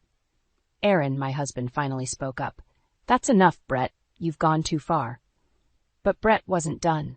He turned his venomous gaze toward Harper, my younger stepdaughter. And you're just her little lapdog, aren't you? Blindly following her lead. Harper's eyes blazed with fury. How dare you talk to us like that? I'll talk however I want, Brett sneered. This is my family now, and I won't have some stepmother and her pet trying to control us. That was the final straw. I slammed my fist on the table, causing the dishes to rattle. Get out of my house, you ungrateful bastard. Chaos erupted as Tessa tried to calm Brett, while Aaron attempted to reason with me. Harper stormed out of the room, her footsteps echoing in the hallway. I glared at Brett, every fiber of my being seething with rage. You've just made the biggest mistake of your life. As the argument raged on, I knew there was no going back. The insults, the disrespect, it was unforgivable. In that moment, a part of me died, replaced by a burning desire for revenge. Little did Brett know, he had awoken a force he could never comprehend. A mother's wrath. I should have seen the cracks forming years ago, but I was blinded by love and the hope of creating a complete family. It all started when I met Aaron at the office holiday party. He was a divorced father of 2 girls, Tessa and Harper, struggling to balance work and parenthood. I was instantly drawn to his warmth and the way his eyes lit up when he talked about his daughters. 6 months later, we were married, and I found myself thrust into the role of a stepmother. Harper, the youngest, embraced me with open arms. But Tessa, already a rebellious teenager, kept her distance. She's not my real mom, she'd mutter under her breath whenever I tried to connect with her. Aaron brushed it off as a phase, but I could see the resentment growing in Tessa's eyes with each passing year. Give her time, he'd say with a reassuring smile. She'll come around. But she never did. The battles became more frequent, over curfews, boyfriends, and eventually her choice of college. Tessa made it clear that I had no say in her life. Stay out of it, Yolanda, she'd snap, her voice dripping with venom. You're not my mother. Each word felt like a dagger to my heart. I tried everything to build a bond with her, but she shut me out at every turn. One night, after a particularly heated argument, I broke down in front of Aaron. She hates me, I sobbed, burying my face in my hands. No matter what I do, she'll never accept me. Aaron pulled me close, his embrace offering little comfort. I'm sorry, sweetheart, I'll talk to her. We'll sort this out. But we never did. The years passed, and the chasm between Tessa and me only grew wider. Harper remained my lifeline, the one person in the family who truly understood me. Don't give up on her, Harper would say, her eyes filled with sadness. Deep down, she knows you love her. But Tessa's hatred had taken root, festering like an open wound. And when she brought Brett into our lives, everything changed. The first time I met him, alarm bells went off in my head. There was an arrogance about him, a sense of entitlement that set my teeth on edge. So you're the stepmother, he'd said, his voice laced with disdain. I forced a smile, determined to make a good impression. It's nice to meet you, Brett. I've heard so much about you. He simply sneered and turned away, leaving me standing there like a fool. From that moment on, Brett became the catalyst that tore our family apart. He fueled Tessa's resentment, whispering poisonous words into her ear, turning her against me and Harper. And now, after that fateful dinner, The bonds that once held us together had been shattered beyond repair. As I lay awake that night, anger burned within me like a raging fire. Brett had crossed a line, and I knew there would be no turning back. It was time to make him pay. Tessa's announcement of her engagement should have been a joyous occasion, a chance for our family to mend the fractures that had formed over the years. But deep down, I knew better. "I want you all to be a part of this," Tessa had said, her eyes shining with hope as she clutched Brett's hand. Harper beamed at her sister, genuinely happy for her. But I couldn't shake the sense of dread that settled in the pit of my stomach. "Of course, we'll be there," Erin promised, wrapping an arm around my shoulders. "This is a celebration for all of us." I forced a smile, determined to make the best of the situation. Maybe this was the olive branch Tessa and I needed to finally put the past behind us. That naive optimism was shattered a month later at the engagement party. The evening started off pleasantly enough, with family and friends gathering to toast the happy couple. But as the drinks flowed, Brett's true colors began to show. "To Tessa and me," he announced, raising his glass with a smug grin. "The future Mr. and Mrs. Keaton, starting a new chapter in our lives without any unnecessary baggage." His eyes locked onto mine, the implication clear. Harper must have sensed the tension because she quickly intervened. "Aw, come on, Brett. We're all family here." "Family?" He let out a derisive laugh. "Don't kid yourself, Harper. Once Tessa and I are married, we'll be cutting ties with all the dead weight." A hush fell over the room as everyone processed his words. I could feel the blood draining from my face. Aaron stepped forward, his voice strained. "Brett, I think you've had too much to drink. Let's take a break." But Brett wasn't done. He turned his venomous gaze toward me, his words slurring with each insult. "You're nothing but a parasite, leeching off my soon-to-be wife's family. Well, let me make one thing clear. You and your little lapdog over there have no place in our lives." That was it. The final straw. Before I could stop myself, I hurled my glass at him, the contents splattering across his smug face. Pandemonium erupted as guests scattered, screaming and shouting. Aaron tried to restrain me, but I was beyond reason. "You miserable piece of trash!" I screamed, struggling against my husband's grip. "How dare you speak to us like that?" Harper rushed to my side, her eyes blazing with fury. "Let's get out of here," she hissed, grabbing my arm. As we stormed out, I caught a glimpse of Tessa's devastated expression. But in that moment, I didn't care. Brett had crossed a line, and there was no going back. We spent the night at my sister Lynette's, Harper doing her best to console me as I raged about Brett's insults. "He's a monster," I spat, pacing back and forth, "and Tessa is too blind to see it." Lynette watched us with a pensive expression, her gaze filled with concern. "You know what you have to do, right?" I froze, meeting her eyes. A silent understanding passed between us. It was time to fight fire with fire, and Brett was about to get burned. In the days following the disastrous engagement party, a dark cloud of anger and resentment hung over me. Brett's vicious words echoed in my mind, fueling the flames of revenge that burned within. Aaron tried to reason with me, but his pleas fell on deaf ears. "Sweetheart, think about what you're doing. This isn't the way to handle things." I whirled on him, my eyes blazing. "And what would you have me do? Sit back and let that bastard disrespect us like that?" He recoiled at the venom in my voice, but I was past the point of caring. Brett had awoken a fury in me that could not be extinguished. Harper remained my steadfast ally, her unwavering support a lifeline in the storm. "Don't listen to Dad," she said, squeezing my hand. "We'll make Brett pay for what he did." Her words were like balm to my wounded soul. At least someone understood the depths of my pain. It was then that Lynette dropped a bombshell. She had connections that could expose the skeletons in Brett's closet. "The guy's been cooking the books at his company for years," she revealed, her voice low and conspiratorial. "Embezzlement, fraud, you name it." A wicked grin spread across my face. "Perfect. It's time we brought that scumbag down a few pegs." Harper's eyes widened, but she didn't protest. Instead, a matching grin tugged at her lips. Over the next few weeks, Lynette fed us information about Brett's shady business dealings. The more we uncovered, the more my hatred for him grew. Aaron, oblivious to our machinations, continued his efforts to reconcile. "Tessa's devastated," he'd say, his brow furrowed with worry. "She needs her family right now." I scoffed at his words. She made her choice when she decided to marry that piece of trash. Don't expect me to feel sorry for her. The rift between us deepened, with Aaron growing increasingly frustrated with my stubbornness. But I didn't care. My sole focus was on making Brett pay. As the wedding date loomed closer, the tension in our household became palpable.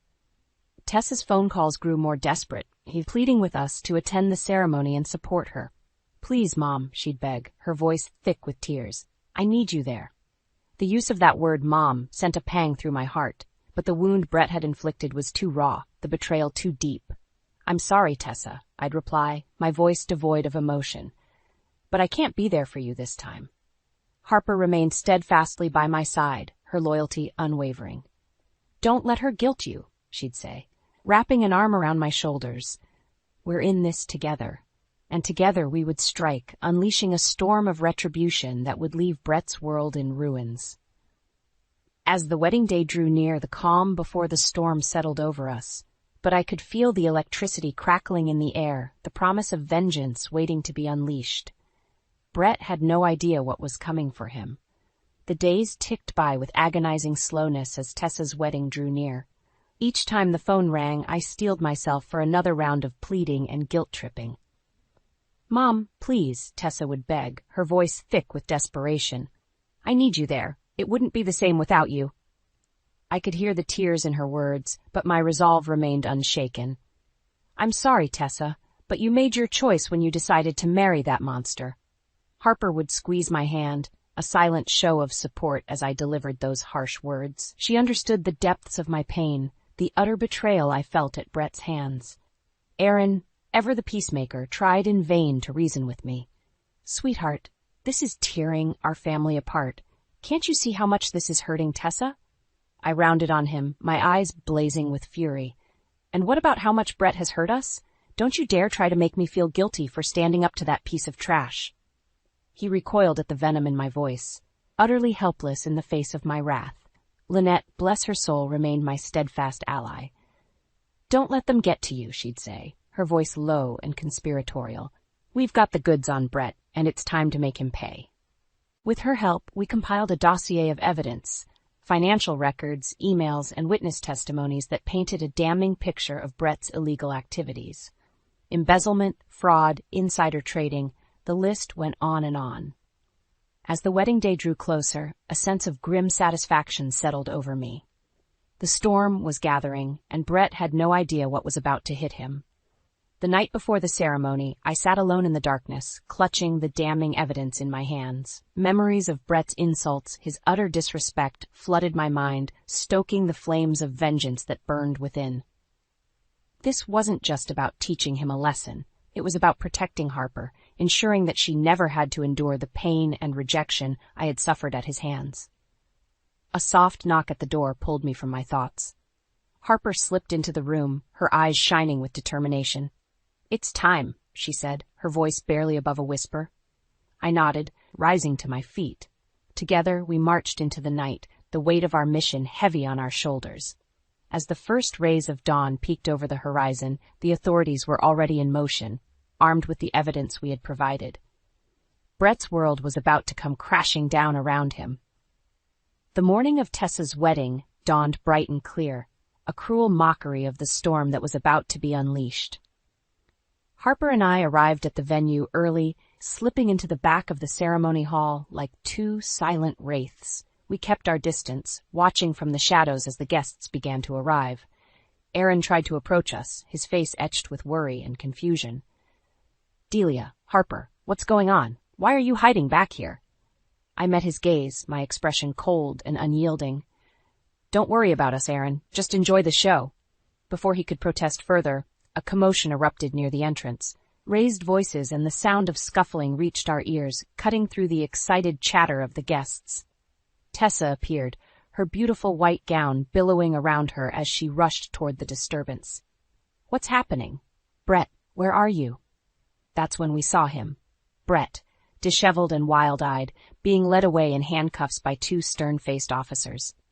Gasps and murmurs rippled through the crowd as they took in the shocking scene. Tessa's face drained of color, her hands flying to her mouth in horror. Brett, what's going on? Why are you being arrested? He tried to struggle free, his voice a desperate snarl. It's all lies. Those bitches set me up. His eyes found mine in the crowd, and for a moment our gazes locked. A twisted smile curved my lips as I reveled in the sweet taste of revenge. The officers hauled him away, his curses and threats echoing through the hall. Tessa collapsed to her knees, great heaving sobs racking her body as the reality of the situation sank in. Harper gripped my arm, her eyes wide with a mixture of shock and satisfaction. You did it, she breathed. You really did it. I nodded, unable to tear my gaze away from the unraveling disaster before us. Guests were fleeing in droves, their faces etched with disgust and disbelief. Tessa's bridesmaids hovered around her, their expressions a mixture of pity and embarrassment. Aaron pushed his way through the chaos, his face pale and drawn. Delia, what have you done? I met his gaze, my expression unapologetic. I did what needed to be done. Brett got exactly what he deserved. He shook his head, his eyes filled with a mix of anger and sadness. This isn't how we handle things. You've gone too far. But I didn't care about his disapproval. In that moment, all that mattered was the sweet taste of victory, the knowledge that Brett's reign of terror was over. As the dust settled and the venue emptied, Tessa remained a crumpled figure on the floor, her dreams and hopes for the future shattered around her. Harper squeezed my hand, a silent understanding passing between us. We had won this battle, but the war was far from over. Brett's downfall was just the beginning. In the days following the disastrous wedding, the news of Brett's arrest and the subsequent fallout became the subject of intense media scrutiny.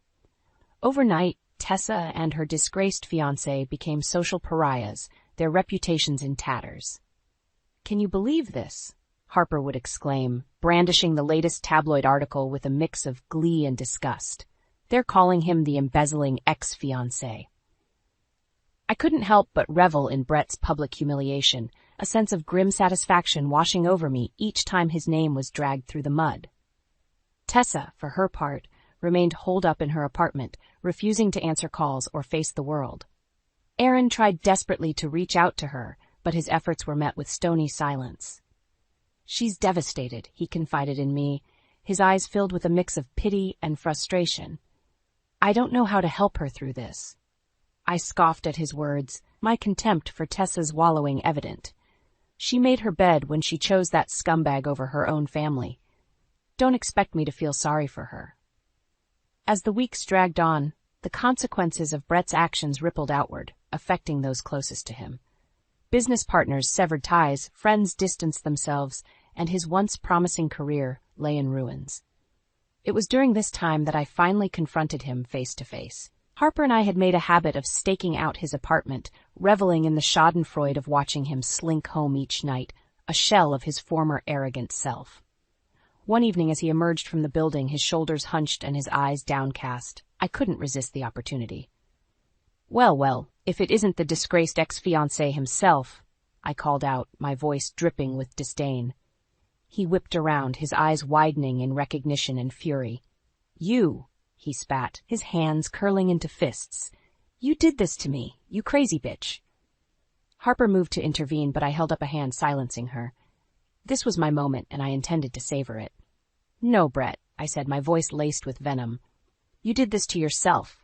All I did was expose the truth about the kind of lying, cheating scumbag you really are. His face contorted with rage, and for a moment I thought he might strike me. But Harper's presence seemed to give him pause, and he settled for hurling insults instead. You're going to pay for this, he snarled. Mark my words, you and your little brat are going to regret the day you crossed me. I threw back my head and laughed, the sound harsh and mocking. Regret? The only thing I regret is not doing this sooner. You got exactly what you deserved, you miserable excuse for a human being. With that, I turned on my heel, leaving him seething in impotent fury. Harper fell into step beside me, her eyes shining with admiration. That was amazing, she breathed. You really showed him. I nodded, a sense of triumph swelling within me. Brett's threats rang hollow. He was a broken man, his power and influence stripped away. It was then that Tessa finally emerged from her self-imposed exile, her face haggard and her eyes rimmed with dark circles. She sought me out, her expression a mixture of sorrow and shame. Mom, she began, her voice trembling. I don't know what to say. I was so blind, so incredibly stupid. I regarded her coolly, my anger still simmering beneath the surface. You're right about that. You chose that piece of trash over your own family. Tears welled in her eyes and she dropped to her knees before me, a broken woman. I know, and I'm so sorry. Please, you have to believe me, I never meant for things to get so out of hand. Harper hovered nearby, her expression softening as she watched her sister's anguish. I remained unmoved, my heart hardened by years of rejection and pain. Sorry doesn't undo the damage, Tessa. You broke this family, and I don't know if we can ever truly put it back together. Her shoulders shook with sobs, and for a moment I felt a twinge of pity. But the memory of Brett's insults, his utter disrespect, quashed any impulse toward forgiveness. I'll do anything, Tessa pleaded, her voice choked with tears. Anything to make things right again. I gazed down at her, my expression impassive. We'll see about that. But mark my words, Tessa, the path to redemption won't be an easy one. As she wept at my feet, I knew that this was just the beginning of a long and arduous journey. But for the first time in years, I felt a glimmer of hope that our family might one day be whole again. In the aftermath of Brett's downfall, the road to healing was a long and arduous one. Tessa remained steadfast in her remorse, her pleas for forgiveness a constant refrain. I know I don't deserve it, she would say, her eyes brimming with tears. But please, give me a chance to make things right. Aaron, ever the peacemaker, urged me to extend an olive branch. She's our daughter, Delia. We have to try and move past this for the sake of our family. I would regard him coolly, my anger still simmering beneath the surface. She made her choice when she chose that scumbag over us. Why should I forgive her now?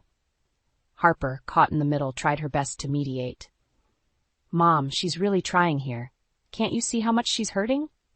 I would soften, if only a little, that at Harper's words.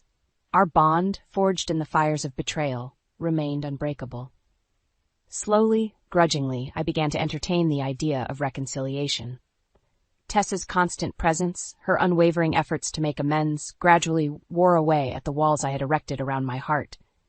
It was during one of our strained family dinners that the breakthrough finally came. I know I can never undo the pain I've caused, Tessa said, her voice trembling with emotion. But I swear to you, from the bottom of my heart, that I will spend the rest of my life making it up to you. Her words hung in the air, heavy with sincerity, and for the first time I felt the icy grip of anger begin to thaw. Harper reached across the table, taking my hand in hers. Give her a chance, Mom, please. I met Tessa's gaze, searching for any trace of deception, any hint of the selfishness that had once consumed her. But all I saw was raw, unguarded remorse. With a heavy sigh, I nodded. All right, but understand this, it's going to take time. A lot of time. Tessa's face crumpled with relief, tears streaming down her cheeks. Thank you, she whispered. Thank you for giving me this opportunity. From that day on, the healing process began in earnest. It was a slow, often painful journey, fraught with setbacks and emotional landmines, but Tessa remained steadfast, her commitment to making amends never wavering. Aaron, his eyes shining with pride, watched as our family began to knit itself back together. I knew you could do it, he murmured, pulling me into a warm embrace. Harper, my constant ally, beamed with joy as the rifts between us gradually closed. I told you she was worth another chance, she said, her voice filled with affection for her sister. As for me, I navigated the path to forgiveness with cautious optimism. The wounds ran deep, the scars of betrayal still tender. But in Tessa's unwavering remorse, I saw a glimmer of hope, a chance to reclaim the family I had once cherished. It would be a long road, paved with difficult conversations and hard-won trust. But for the first time in years, I allowed myself to believe that we could emerge from this crucible stronger, more resilient, and more tightly bound than ever before. The path to redemption had been set, and though the journey would be arduous, I knew in my heart that we would walk it together as a family. The shrill beep of the smoke detector jolted me awake. I bolted out of bed and ran to Lucas's room, heart pounding. Thick plumes of smoke billowed out from under his door. I barged in, waves of heat hitting me. Lucas was sitting up in bed, crying and coughing as acrid fumes filled the room. "Lucas, are you okay?" I yelled over the piercing alarm. He reached for me, tears streaming down his soot-smudged cheeks. Scooping him into my arms, I dashed out of the room. Jonah lounged in the hallway, an empty popcorn bag and can of butane at his feet. He watched us with amusement as I frantically patted Lucas's back, trying to soothe his hacking coughs. "What did you do?" I demanded, glaring at my 17-year-old stepson. Lucas wailed, burying his face in my shoulder. Jonah smirked. "Chill out, it was just a prank with some smoke bombs. The kid needs to toughen up." Fury boiled inside me. "He's 6 years old. You could have seriously hurt him." "Eek," Jonah snickered. "Don't be so dramatic. It was a harmless joke." He whipped out his phone and started recording us. I wanted to slap that smug look off his face, but Lucas was trembling in my arms, his safety my priority. I carried him outside into the cool night air, rubbing his back gently. "It's okay, baby. Just breathe," I soothed. After a few gulping breaths, his cries tapered to whimpers, but he still clung to me like a lifeline. My blood boiled. This was the last straw. Ever since I married Theo 3 years ago, gaining an insolent teenage stepson in the process, Jonah's pranks had grown increasingly menacing. Lucas was his favorite target. Just last week, I'd found Lucas's favorite stuffed animal, gutted and hung from the ceiling fan, the mutilated fluff strewn across his bedroom. Jonah had dismissed it as childhood fun and games when I confronted him. Theo always excused Jonah's behavior, calling me oversensitive. "Boys will be boys," he'd say with an indifferent shrug. But this felt different. Crueler. Jonah sidled up, phone extended as he recorded us. "Ow, is little Lucas scared?" he taunted. Lucas whimpered and hid his face. I tightened my arms around him. "Get away from us," I snapped at Jonah. "Haven't you tormented him enough?" Jonah's lip curled. "I was just messing around." God, learn to take a joke. My hands shook with anger. I wanted to knock that phone out of his hand and wipe that smug look off his face. But Lucas needed me. I carried him inside, throwing a vicious glare at Jonah. "We're not finished here." After settling a sniffling Lucas in my bed and checking for any signs of smoke inhalation, I stormed back outside. Jonah lounged against the porch railing, chuckling over his phone, probably already posting the video online to further humiliate Lucas. "Just what the hell do you think you're doing?" I shouted. He glanced up with a casual sneer. "It was a prank. Don't get your panties in a twist." "A prank? You terrified a 6-year-old boy, filled his room with smoke." Jonah rolled his eyes. "Don't be so dramatic. Can't you take a joke?" I clenched my fists, nails digging into my palms. "This isn't funny. Your bullying has to stop. Do you hear me?" He let out an exaggerated yawn. "Don't tell me how to live my life. You're not my mother. As long as you're under my roof, you'll show Lucas respect." I held his challenging stare. "If this continues, there will be consequences." Jonah's lip curled in a derisive sneer. "Ooh, I'm so scared. What are you going to do? Ground me?" He laughed mockingly. Fury boiled inside me, but I wouldn't give him the satisfaction of a reaction. I turned on my heel and went back inside to comfort Lucas, knowing this was far from over. Jonah's cruelty demanded retribution. If Theo refused to discipline his son, then I would handle this my way. The next morning, I recounted the smoke bomb incident to Theo over breakfast. He sat sipping his coffee, shrugging indifferently, as I described Jonah's malicious prank. "Boys will be boys," he said dismissively. "I'm sure Jonah didn't mean any real harm. He just wanted to have some fun." I stared at him in disbelief. "Fun? He terrified a 6-year-old, filled his room with smoke." Theo waved his hand. "You're overreacting. Lucas needs to toughen up." My anger surged. I pointed an accusing finger at him. "This is your son we're talking about. Aren't you going to discipline him?" Theo's eyes flashed with annoyance. "Don't tell me how to parent my own kid. If I talked to you that way about Lucas, you'd have my head." I took a deep breath, trying to rein in my frustration. Ever since I married Theo, he'd undermined my authority with Jonah, encouraging his son's insolence. Things were only getting worse. "Lucas won't sleep in his own room now," I said evenly. "He's terrified Jonah will hurt him again. As his father, you need to take action here." Theo drained his coffee and stood up. "I'm late for work. We'll talk about this later." He pecked my cheek and headed out the door, avoiding my gaze. I wanted to scream. Lucas was suffering while Theo stuck his head in the sand. He always made excuses for Jonah's behavior, but this had gone too far.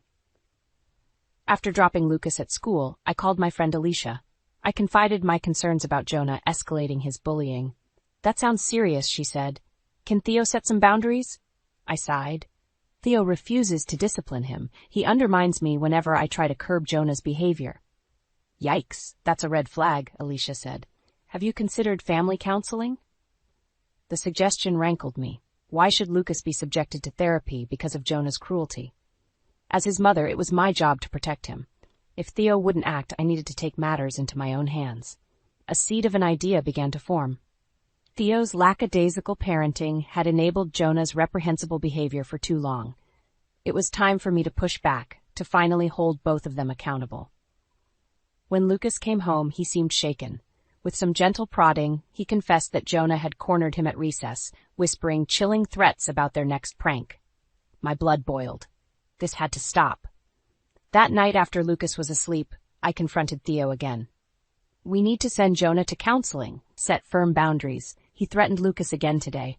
Theo didn't even glance up from his computer. You're blowing this out of proportion. Lay off the kid. I slammed my hands on the desk. Why are you ignoring this? He's tormenting Lucas. Theo's glare chilled me. I won't tell you again. Back off. The finality of his words stunned me. In that moment, I knew our marriage was over. Theo would always put Jonah first, no matter what cruelty he inflicted. Fine, I thought. If Theo refused to protect Lucas, then I would. It was time to take matters into my own hands. No more pleading or idle threats. If I wanted to put an end to Jonah's bullying for good, I needed to outmaneuver them both. I lay awake planning that night, cold purpose flowing through me. I would beat Theo and Jonah at their own game. Justice would be served. The sound of shouting jolted me from my thoughts. I was volunteering in Lucas's classroom when raised voices echoed from down the hall. Exchanging puzzled glances with the teacher, I stepped out to investigate. At the end of the corridor, a crowd had gathered. Drawing closer, I realized the commotion was coming from the principal's office. Absolutely unacceptable behavior, an irate father bellowed. Principal Collins tried placating the man, but he angrily brushed her off. My son's got a black eye thanks to that punk. My breath caught. It didn't take a genius to know who the father was referring to. Sure enough, a sullen Jonah slouched in one of the office chairs, glaring defiantly as the man continued shouting. Principal Collins noticed me lingering in the doorway. Arya, perhaps you could provide some insight into this unfortunate incident, she said delicately. I averted my gaze from Jonah's defiant stare. I'm afraid I don't know what this is regarding. The irate father whirled on me. That hooligan of yours attacked my boy in the parking lot this morning, punched him right in the face. I felt Jonah's glare boring into me. Keeping my expression neutral, I turned to Principal Collins. I'm very sorry this happened, but I don't see what this has to do with me. The man's face reddened. Don't play dumb. You need to keep that punk on a tighter leash. He jabbed an accusatory finger towards Jonah. Maintaining my composure, I firmly stated this was an issue between the two boys. I avoided meeting Jonah's stare, refusing to be manipulated by him anymore. After diffusing the situation, I returned to Lucas's classroom. But inwardly, my mind raced. Clearly, Jonah's bullying had not only escalated, but gone public. I needed to take action before Lucas became his next victim at school. That afternoon, I confronted Theo, urging us to present a united front on discipline. But true to form, he refused to even discuss the incident at school today. It's none of our business, he said indifferently. Let the principal handle it. I gaped at him. Jonah assaulted another child. We need to intervene before this escalates. Theo turned on me, eyes blazing. You always undermine my parenting, overstepping your bounds with my son. He jabbed his finger at me. Jonah is my responsibility, not yours. His words cut me deeply. I fought to keep my voice steady. Lucas's safety is my priority. If Jonah is bullying others, it's only a matter of time before he targets Lucas again. Theo crossed his arms. You're being paranoid. Lucas needs to toughen up and handle things himself. I stared at him in disbelief. He's 6 years old. Jonah is practically an adult. Why are we subjecting a little boy to his abuse? That's enough, Theo shouted. I won't have you question my parenting anymore. Stay out of matters with Jonah. He stormed off, leaving me shaking with frustration. Once again, Theo refused to acknowledge the severity of Jonah's behavior. He was delusional, blinded by his loyalty to a son who refused any accountability. Meanwhile, Lucas was suffering, his innocence being chipped away by Jonah's malicious actions. If Theo wouldn't protect Lucas, then the duty fell to me. After today's confrontation at school, it was clear this dysfunction couldn't be fixed from within our broken home. I needed to look for justice elsewhere. I awoke to muffled sobs coming from Lucas's room. Heart-clenching, I rushed down the hall to check on him. I found Lucas curled up on the floor, hugging his knees as he cried.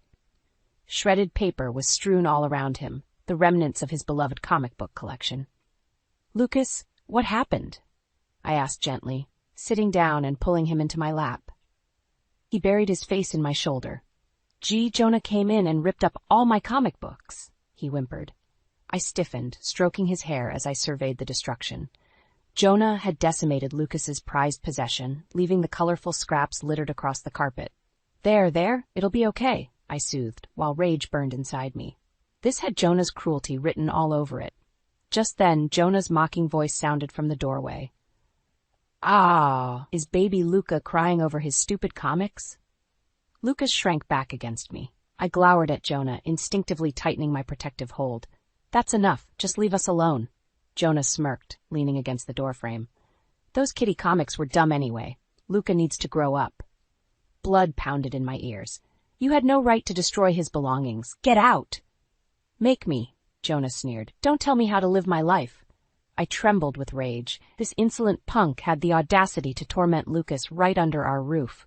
I wanted to slap that smug look off his face. Jonah laughed coldly. "God, you two need to lighten up. They're just stupid comics."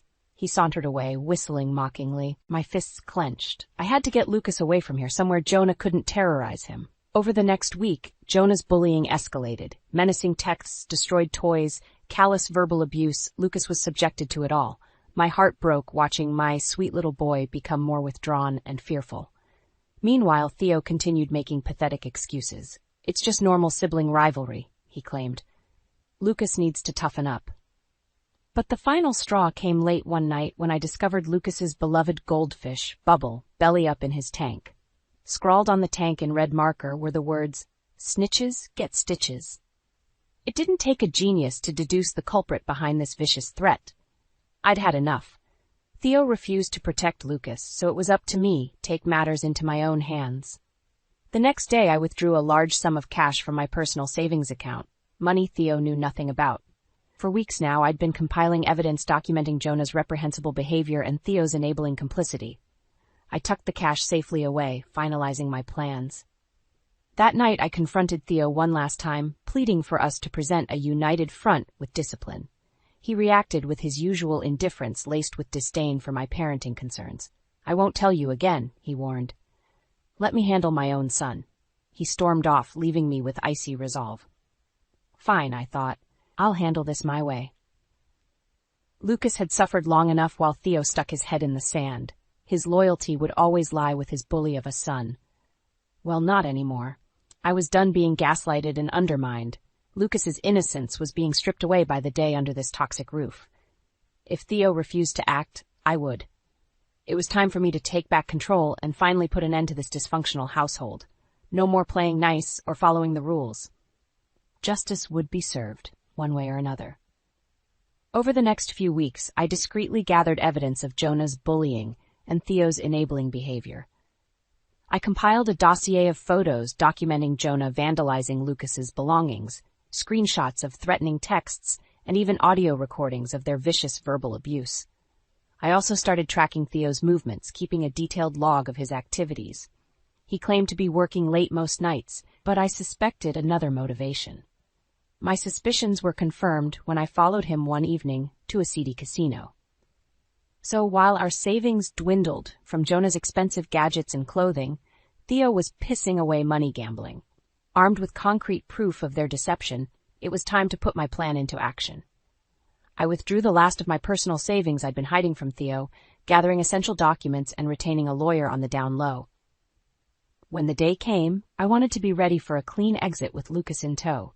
But I needed a catalyst first, something to publicly expose both Theo and Jonah's deceit in an irrefutable display. The time had come for consequences. The perfect opportunity arose a few weeks later at Thanksgiving. Both our families would be gathering for the holiday meal, the ideal audience for what I had in mind. I made sure Lucas stayed by my side the entire afternoon, protecting him from Jonah's torments. Right on cue, as dinner concluded, Jonah made a snide comment about Lucas wetting the bed the other night. Lucas's lip trembled at the callous humiliation in front of our whole family. It was time for the curtain to drop on this charade. I plugged my phone into the TV and began playing the video I'd compiled documenting Jonah's relentless bullying. "What is this?" Theo demanded, reaching for the remote. I smacked his hand away, increasing the volume. "This is the truth." For 10 excruciating minutes, our families witnessed Jonah's despicable behavior via the photos, videos, and screenshots I'd collected. By the end, tears were streaming down Lucas's face. Theo looked on in shock, rendered speechless. When the video ended, I calmly ejected my phone and slipped it into my pocket. Stony silence engulfed the room. You could hear a pin drop. Theo found his voice first. "How could you ambush us like this?" His face reddened with embarrassment and fury. I met his gaze coolly. "Don't blame me for exposing the dysfunction you've enabled under your roof." Murmurs arose from our gathered family. Lucas clutched my hand tightly. I gave a gentle, reassuring squeeze before turning my glare on Jonah. He pointed an accusing finger at me, sneering, "You psycho bitch!" Gasps erupted from around the table. Lucas buried his face in my shoulder. I maintained icy composure. "This charade ends today. I'm filing for divorce and sole custody." Theo shot to his feet. "Over my dead body, Jonah is my son!" Perfect.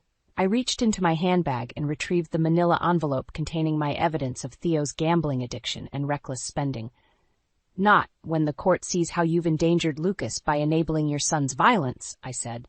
More murmurs broke out as I revealed Theo's gambling habits and discretionary spending. My in-laws regarded me with dawning respect. Theo glared at me with impotent rage. "You deceitful snake! How dare you humiliate me like this?" I slammed my hands on the table, rattling the dishes. "How dare you subject Lucas to abuse while you secretly gamble away our money?" The room exploded into chaos, both families shouting. Lucas clung to me, trembling. In the pandemonium, I quietly slipped away with my son in tow, ready to start a new life far from this toxic household. Justice had been served. I finally reclaimed control after years of manipulation from Theo and Jonah. By exposing their deceit, I secured freedom and safety for myself and my son. The time had come for a new beginning. In the weeks following Thanksgiving, my life changed drastically. I filed for divorce from Theo and obtained a restraining order against Jonah. After years under their toxic roof, Lucas and I moved across the country to start fresh. It felt liberating finally breaking free from that dysfunction. But the fight wasn't over yet. I still had a custody battle looming against Theo, and knowing him, he wouldn't let go of Lucas without a war. Sure enough, Theo sent threatening emails declaring he'd fight me to the grave for custody. I braced myself for a bitter clash in family court. This time, I had right on my side. The day of our hearing arrived. Dressed in my best suit, I held Lucas's hand tightly as we entered the imposing courtroom. Theo sat at the front table wearing an arrogant smirk that made my blood boil. "All rise for the Honorable Judge Collins," called the bailiff. I squeezed Lucas's hand gently as we stood. Today, justice would finally prevail. Judge Collins peered over her spectacles. "This hearing is to resolve the matter of custody for minor child Lucas Walker, as well as the division of assets between Arya and Theodore Walker. Are both sides ready to proceed?" "Yes, Your Honor," I spoke clearly. Theo nodded, glaring daggers at me. For the next few hours, we presented evidence and testimony supporting our respective sides. I recounted numerous incidents detailing the abuse and endangerment Lucas suffered under Theo's roof, providing recordings and statements as proof. In contrast, Theo's case relied solely on arrogant entitlement, insisting blood relation alone made him most fit as a father. He cut an increasingly flustered figure, bravado melting under the onslaught of facts I presented exposing his parental negligence. Finally, Judge Collins held up a hand for silence. "I believe I've heard sufficient testimony to reach a decision." She peered over her glasses at Theo and I. "In the matter of Lucas Walker, full legal and physical custody is hereby granted to Arya Walker." Elation surged through me. "Yes!" I cried out, while Theo shouted in protest. The judge's gavel silenced him.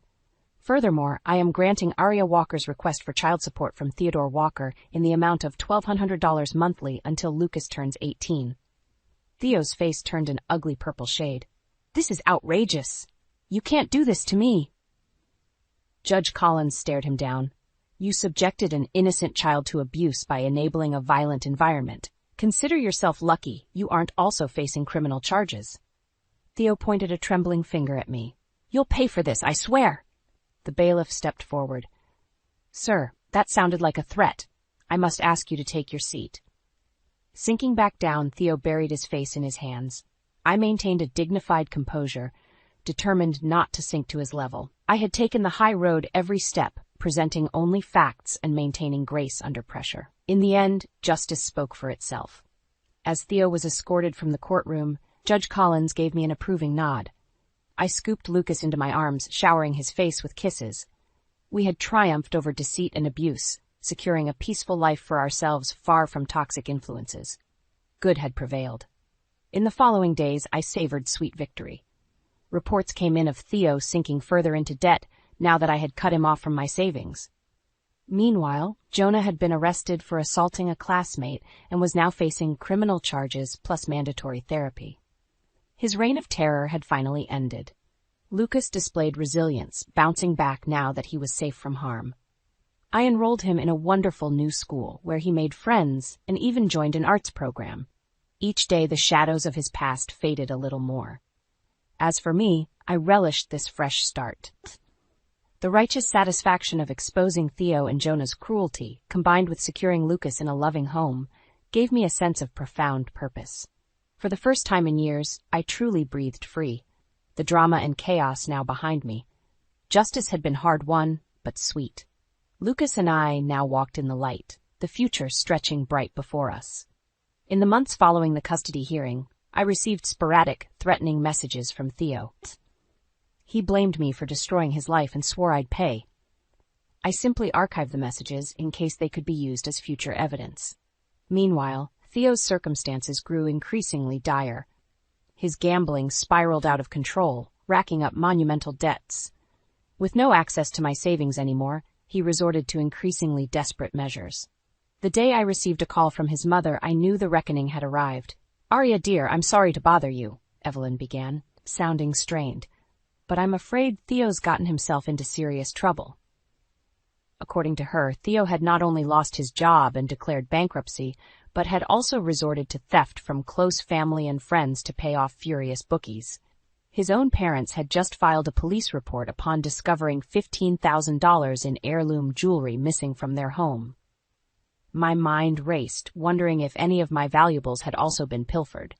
As far as I knew, Theo had no idea where I'd moved to with Lucas. Still, unease crept down my spine. That night, I double-checked our door locks and windows. Lucas and I had created a peaceful sanctuary since escaping Theo's toxicity. I refused to let his desperate crimes disturb our new life. Sure enough, a week later, Evelyn called again, sobbing this time. Theo had robbed his own parents' home in broad daylight. While they were out grocery shopping, a neighbor spotted him racing down the street with bags of valuables. It was brazen, foolish desperation. The police soon caught up to him trying to hawk their stolen items at a pawn shop. I felt sick as Evelyn recounted how he'd screamed vicious obscenities at the officers, even spitting at them as they dragged him away in handcuffs. The Theo I'd known had descended fully into bitter madness, lashing out at the world as he faced the consequences of his cruelty. Some dark part of me whispered that he deserved this reckoning. But mostly I felt a profound sadness for the man he could have been, if not for the blackness in his heart. At Lucas's request, I arranged a supervised visit with Evelyn so she could see her grandson. They wept in each other's arms, two innocent souls scarred by Theo's degeneracy. It solidified my decision to move on fully, leaving Theo's darkness firmly in the past. A few months later, the final hammer fell. A short article in the local newspaper reported that former hedge fund manager Theodore Walker had pled guilty to charges ranging from theft to domestic abuse. He'd be serving a minimum 5-year prison sentence. I let out a shaky breath, the last cord tying me to Theo finally severed. He could no longer hurt us. "Mommy, are you okay?" Lucas asked, glancing up from his coloring book. I hugged him tightly. "Yes, baby, I'm more than okay." I smiled down at my sweet, resilient boy, who had weathered so much yet retained his shining spirit. We never heard from Theo again. I focused on giving Lucas the happiest, most secure childhood possible. Every day, we healed a little more. Years later, as I proudly watched Lucas graduate high school as valedictorian, I reflected on our journey. We had escaped toxicity and created a loving family from the ashes. The darkness did not win. In the end, love prevailed. Our scars made us stronger and brought us closer together. And though the road was long, we healed by walking it hand in hand. Lucas was, and always would be, my guiding light.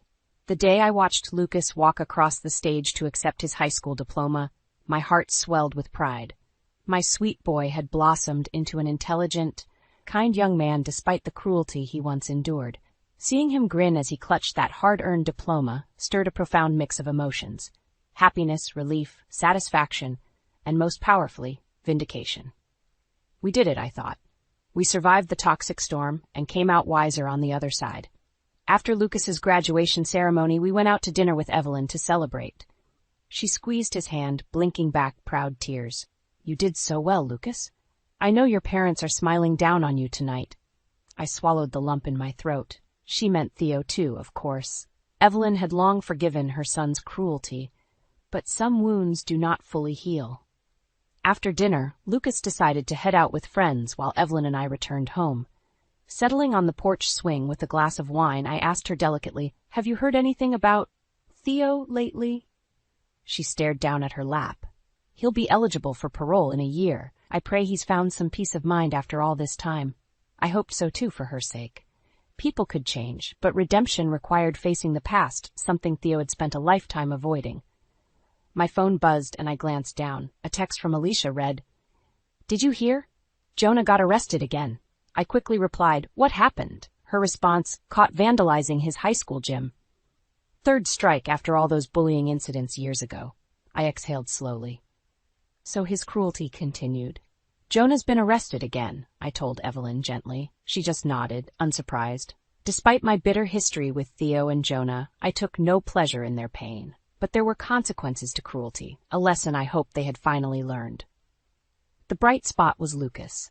Sheltered in a peaceful home, he grew into a thoughtful, intelligent man. The nightmares that once plagued him faded along with memories of his troubled childhood. Watching him thrive filled me with fierce pride. I had fought through hell to secure a loving, stable life for my son. The scars remained but shaped us with empathy and wisdom. Some nights, bittersweet nostalgia still washed over me. I would always mourn the happy family we could have been. But life was a winding road.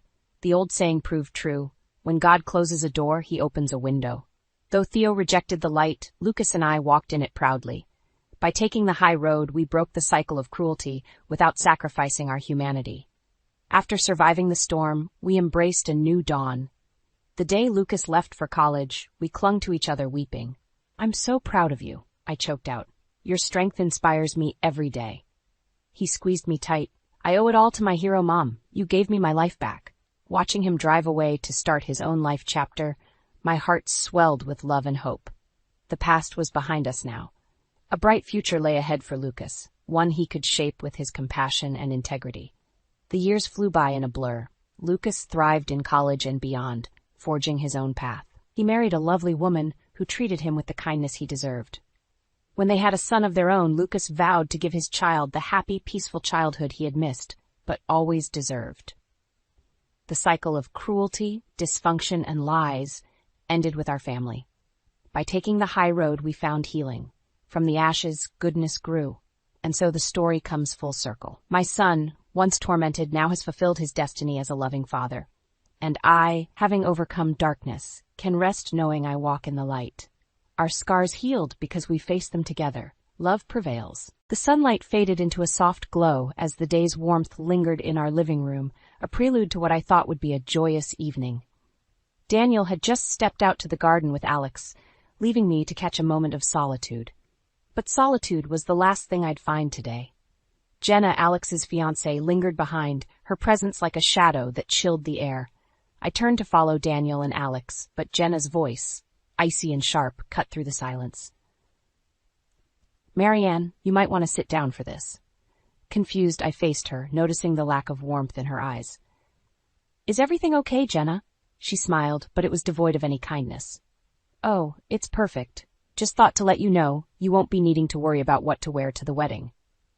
I blinked, puzzled. What do you mean? You're not invited, Marianne. Her words were blunt, like a slap. You see, you're not really Alex's mother. It would be embarrassing to have you there.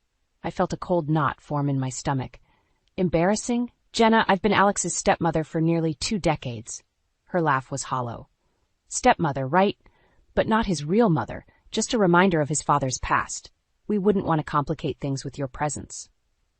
I staggered back, her words wounding deeper than any physical blow. Jenna, Save it, Marianne. We've made our decision. This is for the best. With that, she turned, leaving me standing there, grappling with a mix of shock, hurt, and disbelief. Daniel's laughter floated in from the garden, a stark contrast to the tension inside. I stood there feeling a profound sense of isolation, as if the family I thought I had was nothing more than a mirage. Gathering my composure, I followed Jenna outside, the weight of her words anchoring me to the spot. Daniel and Alex were deep in conversation, their laughter a balm to the sting of rejection I felt. Everything okay, Marianne? Daniel asked, noting my silence. I forced a smile, not wanting to shatter the moment. Yes, just a lot on my mind. Jenna joined Alex's side, her earlier cruelty masked by a veneer of affection. I watched them, a family tableau I was no longer part of. The evening wore on, but the joy had evaporated, leaving a chill that no amount of laughter could dispel. Jenna's words echoed in my mind, a constant reminder of my place, or lack thereof, in this family. As they left, Jenna's parting smile was a dagger, her final words a clear message. I was an outsider, unwelcome in the life I had helped to build. That night, as Daniel slept beside me, I lay awake, staring at the ceiling. The hurt and humiliation churned within me, a storm that promised no easy resolution. Jenna had drawn a line, one that I couldn't cross, even if I wanted to. But as the night deepened, a resolve took root within me. Jenna may have thought she'd won, but I wasn't ready to accept defeat, not yet. There was a part of me, quiet but unyielding, that whispered of retribution, a voice that said this wasn't the end but a beginning. The battle lines were drawn, and I, Marianne, once thought of as just a stepmother, was ready to fight for my place in the family. Jenna's disdain had opened a door to a path I never intended to walk, but now there was no turning back. I closed my eyes, not to sleep, but to envision a future where the wrongs were righted. Jenna had underestimated me, and that was her first mistake. I vowed it would be her last. The morning light streamed through the curtains, casting a warm glow across the room, a stark contrast to the chill in my heart. As Daniel prepared for work, the normalcy of our routine felt like a farce. The revelation from the night before played on a loop in my mind, but I kept my turmoil hidden beneath a practiced smile. My journey with Daniel and Alex began on a canvas of uncertainty, painted with cautious strokes as we navigated the complexities of forming a new family. Daniel, with his gentle eyes and a heart bruised by betrayal, had won me over, not just with his love, but with his unwavering dedication to his son, Alex. Alex was just 8 when I entered their lives, old enough to understand the change, but too young to accept it without reservations. My love for him was immediate, yet I approached with the patience of an artist, knowing that some bonds take time to form. I'm heading out, Marianne. Sure you're okay? Daniel's voice pulled me back from my reverie. Yes, just lost in thought. Have a good day, I replied, my voice steady despite the storm within. After Daniel left, the silence of the house enveloped me. The walls, once filled with the laughter and warmth of a family, now seemed to echo with Jenna's harsh words. It was in this solitude that I sought refuge in my art studio, where canvases and paintbrushes awaited my touch. Art had always been my sanctuary, a place where my thoughts and emotions could dance freely across the canvas. Today, it offered not just escape, but reflection. Each stroke became a means of processing the pain, the rejection, and the determination to reclaim my place in Alex's life. As I painted, I thought about the first time I met Alex. He had regarded me with a mix of curiosity and apprehension, his young mind trying to place me in the fragmented picture of his family. I remembered our first genuine moment of connection, over a shared love of art.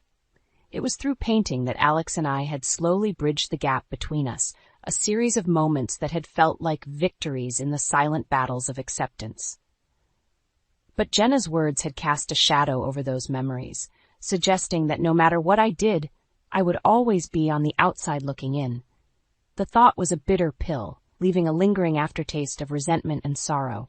The hours slipped by, my emotions spilling onto the canvas in a tumult of color and chaos. It was a reflection of my inner turmoil, a visual representation of the battle I was preparing to fight. As the day waned, I cleaned my brushes, my resolve hardening. Jenna had underestimated the bond I shared with Alex and Daniel. She saw me as a threat, an obstacle to be removed, but she didn't understand the depth of our connection. Dinner that evening was a quiet affair, Daniel sensing my mood but not pressing.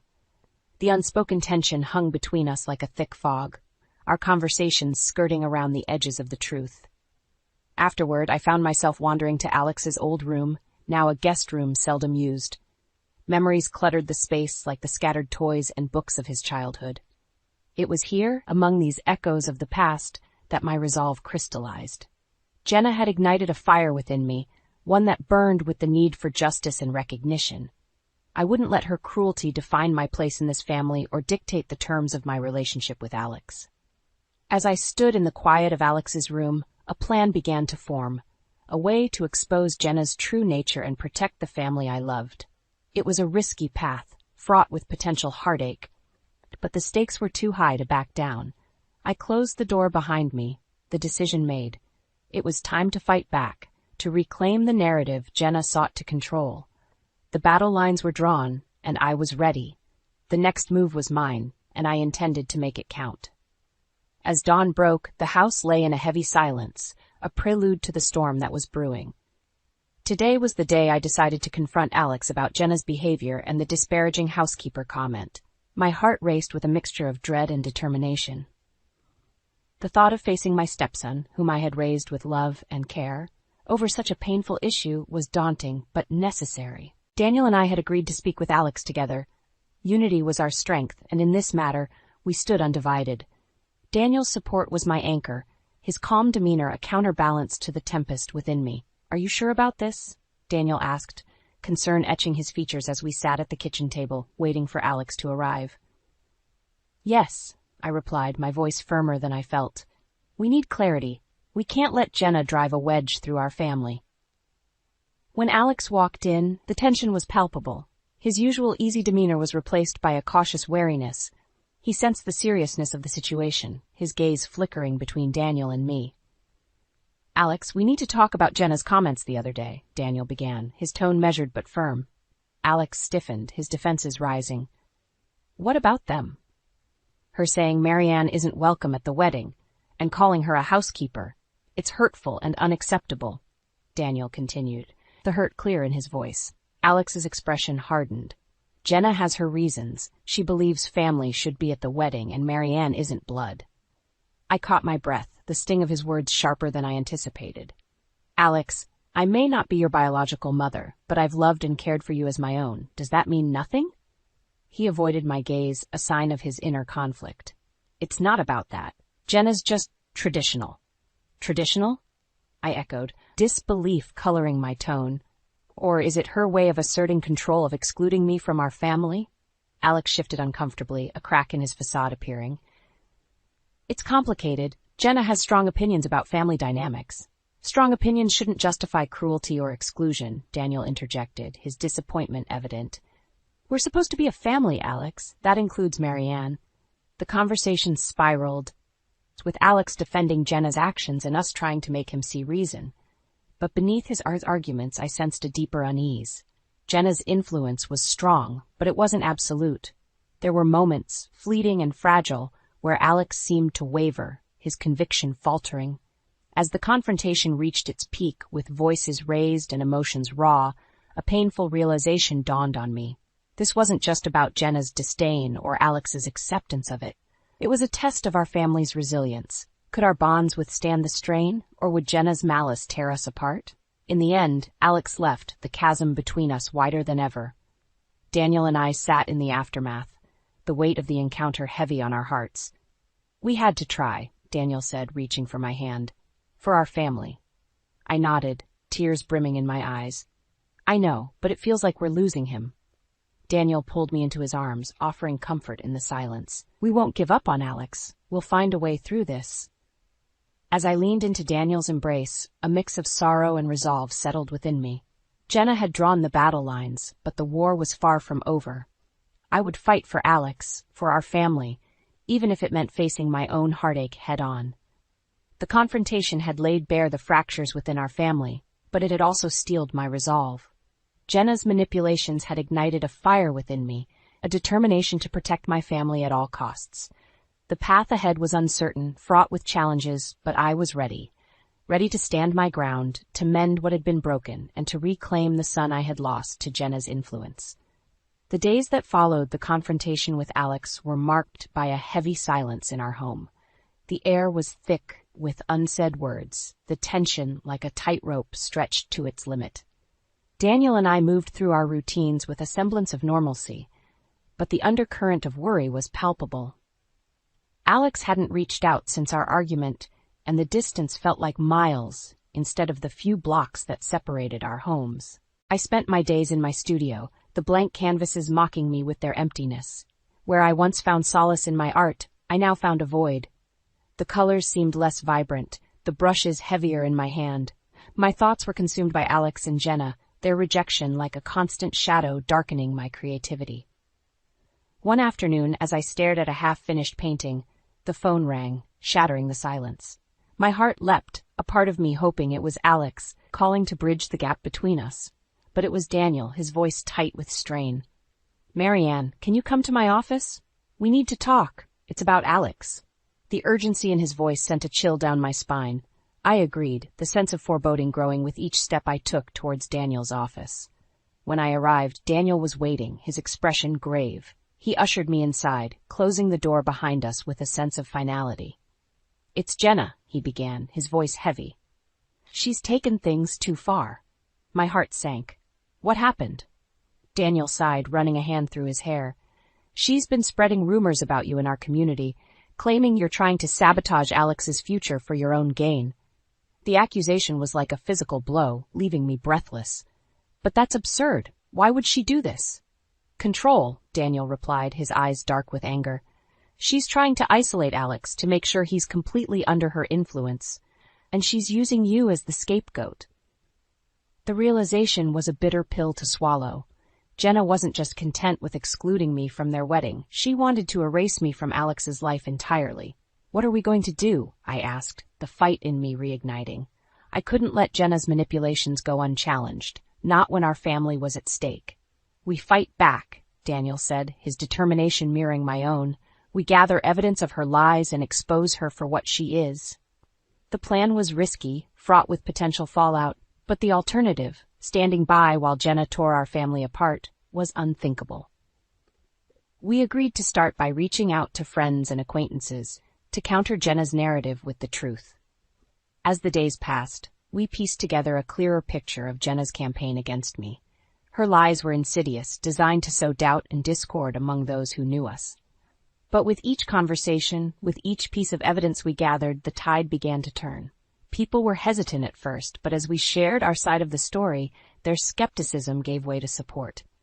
The work was exhausting, emotionally and physically, but it brought Daniel and me closer together.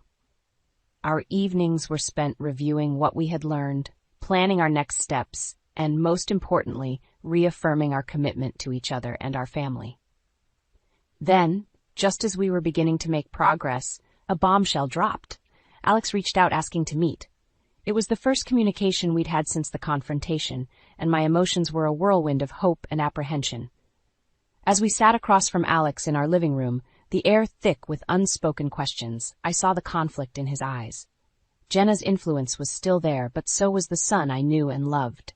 "Mom, Dad," he began, his voice uncertain, "I think we need to talk." The use of mom was a lifeline, a glimmer of the Alex I remembered. As he spoke, outlining his doubts about Jenna and her actions, I felt a door opening, a chance to mend the fractures in our family. The fallout from Jenna's machinations was far from over, but this moment, this conversation, was a beginning. It was a chance to fight for our family, to pull Alex back from the brink, and to stand united against the storm Jenna had unleashed.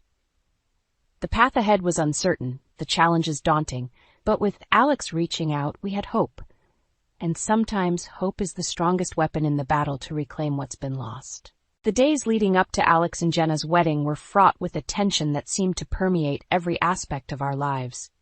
Despite Alex's tentative outreach and his expressed doubts about Jenna, he seemed trapped in the inertia of the wedding plans, unable to break free from Jenna's manipulative grasp. Daniel and I had prepared as best we could for what we knew would be a challenging day. Armed with the truth about Jenna's deceit, we hoped to expose her before it was too late, to save Alex from a mistake that could very well ruin his life. The morning of the wedding dawned clear and bright, a stark contrast to the storm brewing within our hearts. We received a message from Alex, a simple plea for us to be there, despite Jenna's wishes. It was a sign that the tide might be turning, that Alex was beginning to see through Jenna's facade. We arrived at the venue with a sense of purpose, the evidence of Jenna's lies securely in our possession. The guests were milling about, a buzz of anticipation in the air. Jenna was nowhere to be seen, presumably preparing for her grand entrance. As we mingled among the guests, sharing polite conversation, I could feel the weight of the upcoming confrontation. It wasn't long before whispers began to circulate, fueled by Jenna's allies, painting me as the villain of the piece. But we had allies of our own, those who had seen through Jenna's charade and were willing to stand with us. We had planned to confront Jenna privately to avoid a public spectacle, but fate had other plans. Jenna made her entrance, radiant in her bridal gown, the picture of innocence. But the facade didn't last. As the ceremony was about to begin, Daniel stepped forward, the evidence of Jenna's lies in hand. The room fell into a stunned silence as Daniel spoke, his voice calm but carrying a weight that demanded attention. He exposed Jenna's manipulations, her attempts to drive a wedge between Alex and our family, and her cruel campaign of lies against me. Jenna's reaction was immediate and incendiary. She denied everything, her voice rising in anger as she accused us of trying to ruin her special day. But the evidence was irrefutable, and as the guests murmured among themselves, it was clear that Jenna's deceit was laid bare for all to see. Alex stood frozen, the conflict evident on his face. It was a moment of reckoning, a chance for him to finally see Jenna for who she truly was. The confrontation escalated, voices raised in accusation and defense until suddenly, Alex spoke. His voice cut through the chaos, a beacon of clarity in the tumult. "Enough!" he exclaimed. "I can't do this. I can't marry someone who would go to such lengths to hurt the people I love." The room fell silent, all eyes on Alex as he turned to face Jenna. "I was blind," he continued. "Blinded by love, or what I thought was love. I see now the pain you've caused, and I can't be a part of that." Jenna's face crumpled, her facade crumbling as she realized her schemes had backfired. The wedding was called off, the guests departing in a whirl of whispered speculations and shock. As the dust settled, Alex approached Daniel and me, his expression one of remorse and relief. "I'm sorry," he said, his voice thick with emotion. "I see now what she was doing. Thank you for not giving up on me." The wedding fiasco was a turning point, a painful but necessary catharsis that cleared the way for healing. Jenna had shown her true colors, and in doing so had freed Alex from her grip. We left the venue together, a family once more united, not by blood, but by the bonds of love and forgiveness. The road ahead would be challenging, but we faced it together, stronger for the trials we had overcome. The wedding fiasco was not just the end of Alex and Jenna's relationship, it was a new beginning for us all, a chance to rebuild and to look forward to a future free from manipulation and deceit. In the aftermath of the wedding that wasn't, our family found itself in a delicate state of rebuilding. Alex, freed from Jenna's manipulative clutches but bearing the weight of his actions, sought redemption in the eyes of those he had wronged. The fallout from Jenna's deception left scars, visible and invisible, that we all worked to heal. Alex's return to the fold was tentative at first. The rift his relationship with Jenna had caused wasn't easily mended, but Daniel and I welcomed him back with open arms, ready to forge a new path together. It was a time of honest conversations, of apologies and acceptance, as we navigated the complexities of our renewed relationships. "I was so lost," Alex admitted one evening, as we sat together in the living room, a space once fraught with tension now filled with tentative hope. I let her words and actions dictate how I saw everyone, even you, Marianne. I'm so sorry. His apology was heartfelt, and I saw in his eyes the sincerity and the regret. We all make mistakes, Alex, I responded, my voice steady despite the emotion welling up inside. What matters is that we learn from them and move forward. Daniel, ever the pillar of strength, added, We're your family, Alex. Nothing can change that. We stick together through thick and thin. The journey to reconciliation was not without its challenges. There were moments of awkwardness, of revisiting old wounds, but there was also laughter and shared memories, reminders of the bond that had held us together through the years. As Alex worked to rebuild his life, distancing himself from the toxic influences that had led him astray, I found myself at a crossroads. The ordeal with Jenna had drained me, leaving me to question my place in the world, both as an artist and as a stepmother. Yet, it was through this period of reflection that I rediscovered my passion for painting.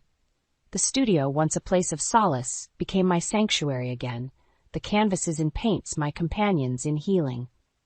My art, which had suffered under the weight of Jenna's machinations, flourished anew, each stroke a testament to the resilience of the human spirit. Word of my work began to spread, buoyed by the support of friends and the community that had rallied around us during our time of need. Opportunities arose, unexpected and exhilarating, as galleries and collectors expressed interest in my paintings. Daniel, seeing the light return to my eyes with each new piece I created, encouraged me to pursue my art full-time. This is your moment, Marianne, he said one day, his eyes brimming with pride. Your talent, your passion, it deserves to be seen by the world. And so I took a leap of faith.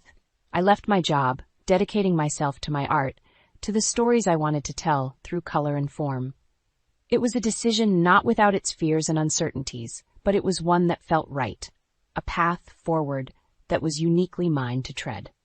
The months that followed were a whirlwind of creativity and discovery. My paintings, once confined to the walls of our home, found their way into the hearts and homes of others, each piece a fragment of my journey, a celebration of overcoming adversity. Alex, too, found his way, embarking on a new career path that allowed him to use his experiences to help others. His relationship with Daniel and me deepened, the bonds of family strengthened by the trials we had faced together. As I look back on that tumultuous time, I am reminded of the power of forgiveness, of the strength found in unity. Jenna's attempt to tear us apart had, in the end, brought us closer together, a family reborn from the ashes of conflict. Life, like art, is a tapestry of light and shadow, of moments both bitter and sweet. In embracing the full spectrum of our experiences, we find the beauty in resilience, the grace in redemption, and the endless possibilities that await us on new paths. like3 googleusercontent.com AAFT5/AEFT5GBO5V7 Jericho KML7 Picoles 96C. The journey from the depths of family turmoil to the light of new beginnings was neither swift nor easy, but it was transformative. As I reflect on the path we traversed, I recognize not an ending, but a continuation. A narrative that extends beyond the confines of conflict and resolution into the boundless realm of growth and opportunity. In the months following our reconciliation and my commitment to art, our home became a testament to change. Where once there were echoes of discord, now resided peace and creativity. Daniel, ever my rock, embarked on his own journey of discovery, finding joy in supporting not just my artistic endeavors, but also in fostering a deeper connection with Alex. Alex's evolution was perhaps the most profound. Freed from Jenna's influence, he blossomed, embracing his true self with a vulnerability and strength that was both inspiring and heartwarming. His endeavors to help others, drawing from his own experiences of manipulation and redemption, filled us with pride. The bond between us, tested by fire, emerged stronger, a phoenix reborn. Our story, marked by the scars of betrayal and the beauty of forgiveness, had resonated beyond our immediate circle, touching the lives of those who had witnessed our struggle. The community, once a battleground of rumors and lies, became a network of support and admiration. The success of my art, once a distant dream, became a reality. Exhibitions, commissions, and accolades followed, each achievement a shared victory for our family.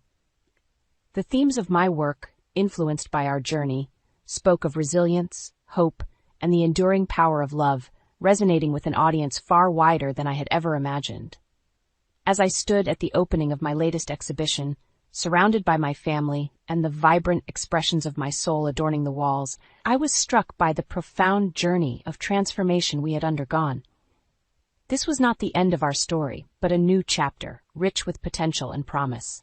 Daniel, with his unwavering support, and Alex, with his renewed sense of purpose, were by my side, not just as spectators, but as co-creators of this beautiful tapestry we called life.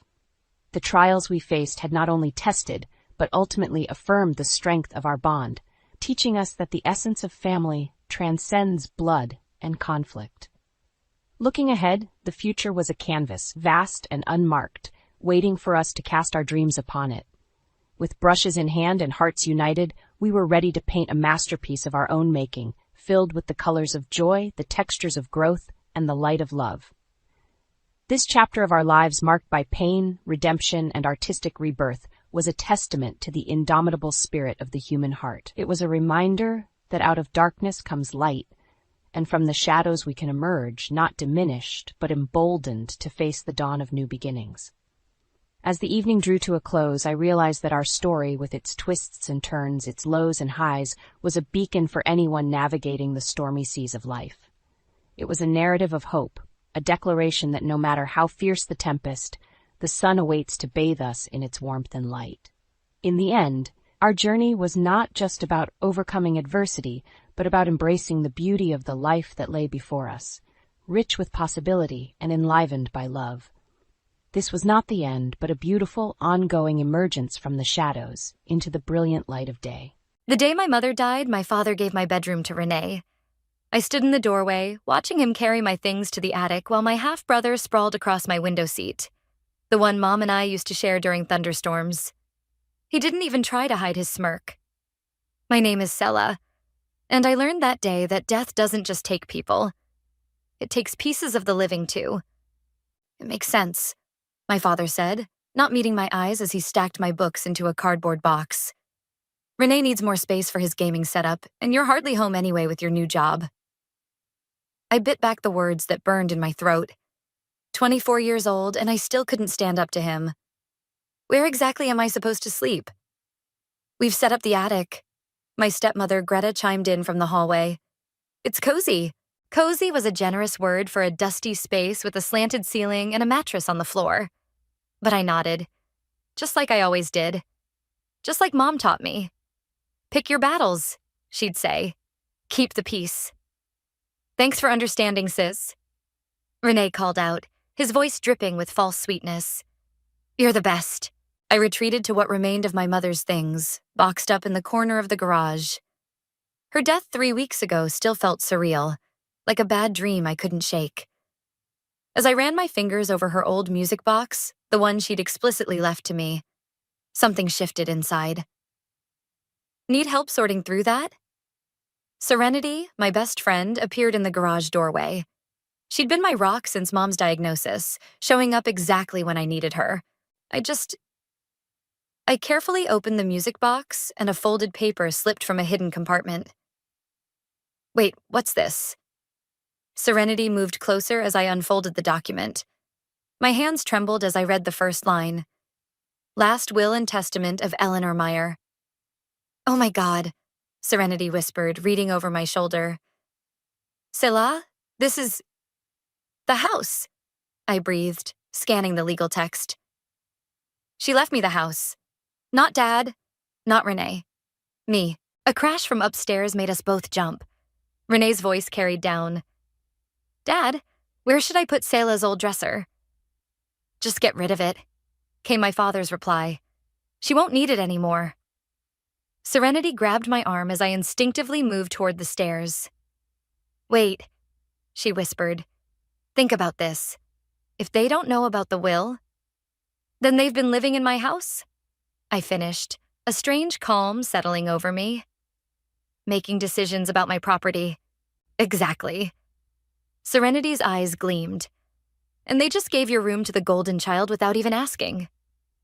I carefully folded the will and slipped it into my pocket.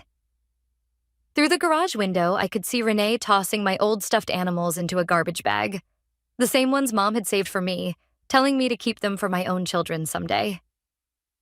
"What are you going to do?" Serenity asked. I thought about all the times I'd watched Renee get everything he wanted. The college fund that should have been split between us, gone entirely to his tuition. The family dinners where my father barely acknowledged my presence. The way they'd pushed me into the background of my own life, like a piece of furniture they'd rather not look at. "Nothing," I said, closing the music box with a decisive click. "Not yet." "Not yet?" I met her questioning gaze. Mom always said timing was everything. She taught me to play chess, you know? Said life was just like it. You have to think 3 moves ahead. Upstairs, I could hear Renee laughing about something with my father. The sound echoed through the house. My house, like a challenge. "First," I said, "I need to talk to a lawyer. Then we'll see who ends up in the attic." Serenity squeezed my hand. "Whatever you need, I'm here." I nodded, pocketing my mother's music box. As we left the garage, I glanced back at the house. At my bedroom window where Renee now sat, king of his stolen castle. He waved down at me, probably thinking I was admiring his new domain. I waved back, letting him believe what he wanted. Mom's voice echoed in my memory. "Sometimes, sweetheart, the best revenge is letting them think they've won." For the first time since her death, I felt something other than grief. Something that felt a lot like hope. Or maybe justice. Either way, I knew one thing for certain. This house wasn't the only thing about to change hands. "This is definitely legitimate," Tessa said, adjusting her glasses as she examined the will. The law office buzzed with quiet activity around us, but her focused expression never wavered.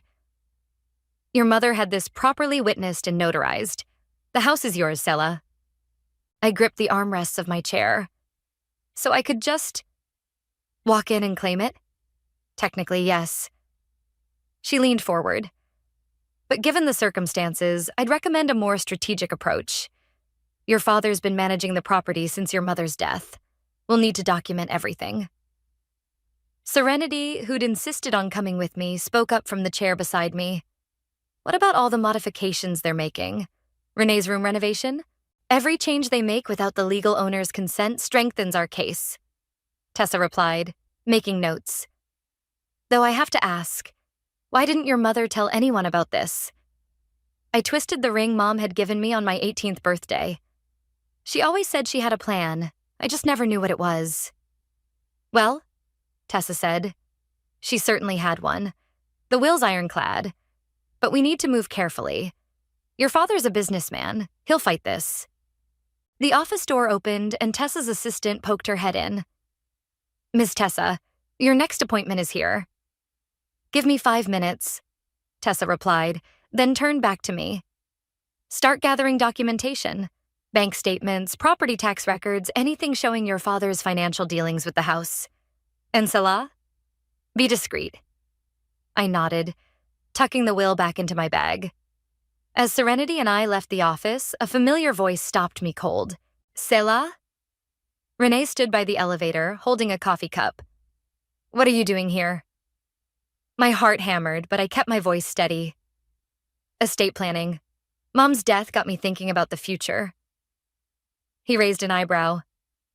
"In a law office? Where else would you do estate planning, genius?" Serenity cut in, pressing the elevator button repeatedly. Renee's eyes narrowed. "Does Dad know you're here?" "I wasn't aware I needed his permission to manage my affairs," I replied, stepping into the elevator. "How's my room working out for you?" The doors closed on his suspicious face. Serenity let out a breath. "That was close." "He'll tell Dad." "So what? You're an adult. You can visit any lawyer you want." We emerged onto the street, the summer heat hitting us like a wall. "Let's get coffee," Serenity suggested. "Plan our next move." At the cafe across the street, I stirred my iced latte while Serenity pulled out her phone. "Okay, we need to be systematic about this. What records would your mom have kept?" "Her study," I said suddenly. "Dad packed everything into boxes, but they're still in the basement. She was meticulous about paperwork." Perfect. When can we get in there? Friday. Dad and Greta have their weekly dinner with the country club board. Renee never misses his gaming tournament at the arcade.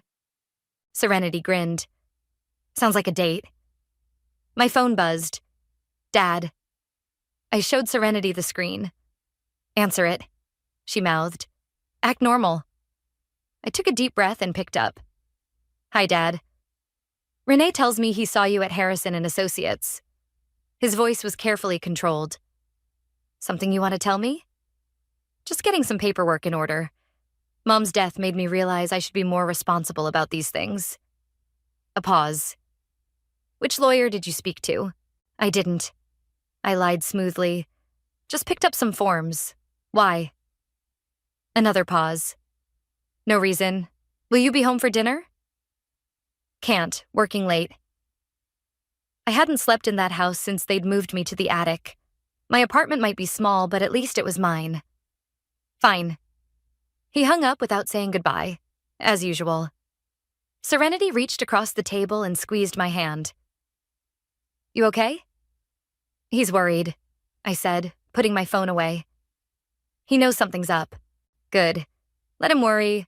Let him wonder what his perfect little world would look like if someone pulled the rug out from under him.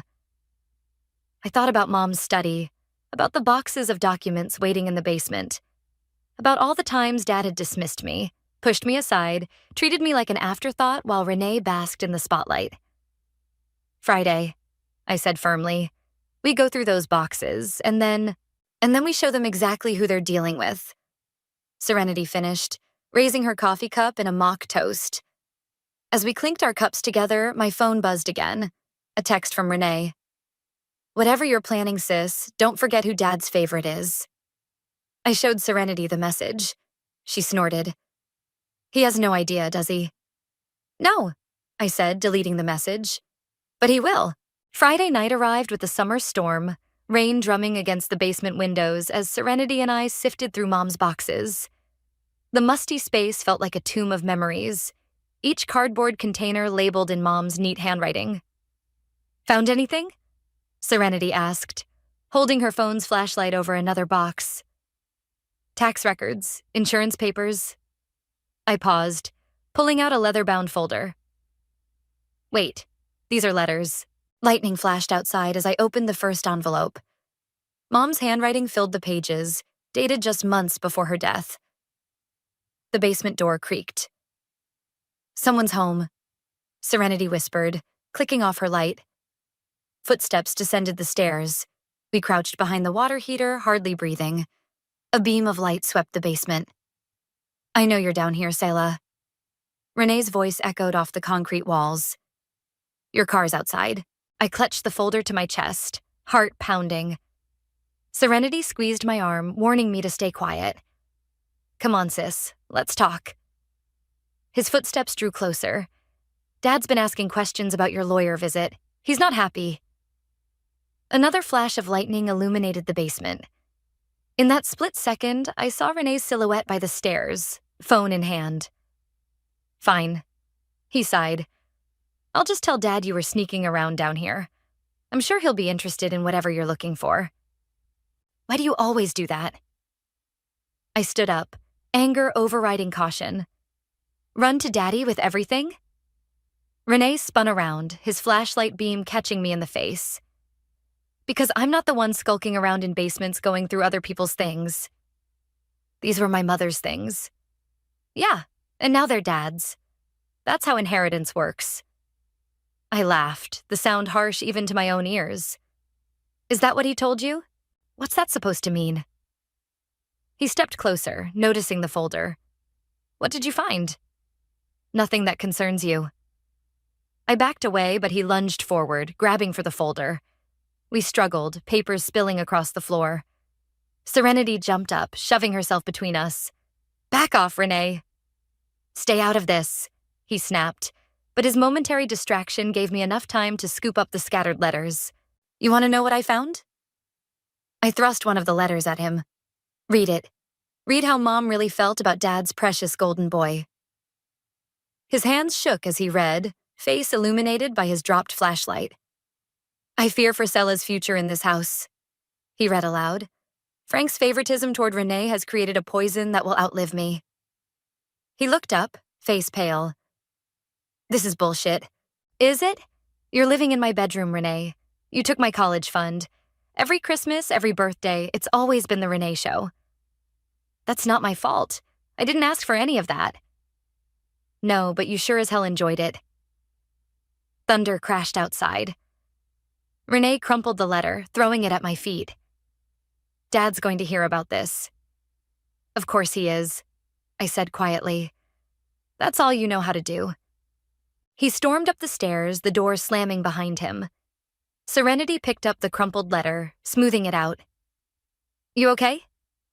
I nodded, examining the other letters. Look at this.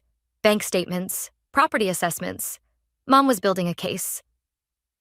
Against your dad? For me. I held up another document. She knew exactly what she was doing when she left me the house. She was protecting me from them. My phone buzzed. A text from Dad. Come home, now. He's going to be furious, Serenity said, reading over my shoulder. Good. I gathered the letters, tucking them safely in my bag. Let him be furious. Mom spent years documenting everything. His financial decisions, his treatment of me, even conversations she recorded. She knew this day would come. What are you going to do? I thought about the will in my bag, about Tessa's advice to move carefully, about all the years I'd spent trying to earn my father's love while Renee took it for granted. I'm going home, I said, heading for the stairs. But not the way they expect. Serenity followed me up. Want me to come with you? No, this is between me and them now. I hugged her quickly. But stay close to your phone. As I drove through the rain toward my father's house, my house, I thought about Mom's letters. She'd known this confrontation was coming. She'd prepared me for it, in her own way, leaving breadcrumbs for me to follow when I was ready. Another text from Dad. Don't make me wait.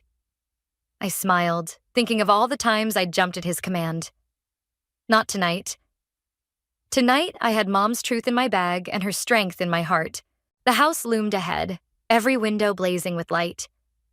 They were waiting for me, thinking they knew what was coming. They had no idea. I found them in Dad's study. Him behind his massive oak desk, Greta perched on the leather sofa, and Renee leaning against the bookshelf with his arms crossed. The room smelled of Dad's expensive cigars and Greta's perfume. Sit down, Dad commanded, pointing to the chair across from his desk. I remained standing. I prefer to stand. You've been going through your mother's things without permission, he said, voice dangerously low. Sneaking around like a thief in my house. Your house? The words slipped out before I could stop them. He slammed his hand on the desk. Yes, my house. The house I paid for. The house I maintained while my mother what, Dad? I stepped closer to his desk. While she documented everything? His face paled slightly. Greta shifted on the sofa. What exactly did you find in those boxes, Selah? She asked, trying to sound casual. I pulled out Mom's letters. Everything. The college fund that was supposed to be split between us but mysteriously became Renee's alone. The trust fund Mom set up for me that disappeared. Even recordings of your conversations about pushing me out. Those are private family matters, Dad growled. Exactly. Family matters. So why was I always left out? Renee pushed off from the bookshelf. Oh, come on. You're not still bitter about the college thing, are you? You needed? I spun to face him. I worked 3 jobs to put myself through school while you partied your way to a degree you never even used. That's enough. Dad stood up. I made decisions based on what was best for this family. Best for your new family, you mean? I pulled out another letter. Mom saw it all. She knew what you were doing. Your mother was sick. Greta cut in. She wasn't thinking clearly near the end. A knock at the front door interrupted us. Dad frowned. Who? That would be Dawn, I said. Mom's old friend? The one who witnessed her will? The color drained from Dad's face. What will? The doorbell rang again. Renee moved to answer it, but Dad waved him back. Don't. They'll keep coming, I said quietly. Don, Tessa, the executor of Mom's estate, they all know. Know what? Greta stood up, her carefully maintained composure cracking. Frank, what is she talking about? I reached into my bag and pulled out the will. Mom left me the house, Dad. Not you, not Renee. Me. The silence that followed was deafening. Renee snatched the will from my hands, scanning it frantically. This can't be legal.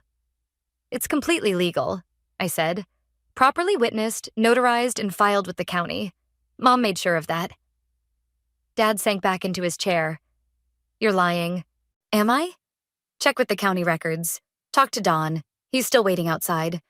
Mom trusted him to keep her secrets until the time was right. Greta rushed to Dad's side. Frank, do something. Oh, he can't, I said, gathering my mother's letters. Everything he's done since Mom died, giving away my room, renovating without permission, it's all been illegal. He's been making changes to property he doesn't own. The doorbell rang a third time. Dad's hand trembled as he reached for his phone. Go ahead, I said. Call your lawyer. But first, you might want to check the property liens. Mom was very thorough about protecting her assets and my inheritance. Renee slumped against the bookshelf. Dad?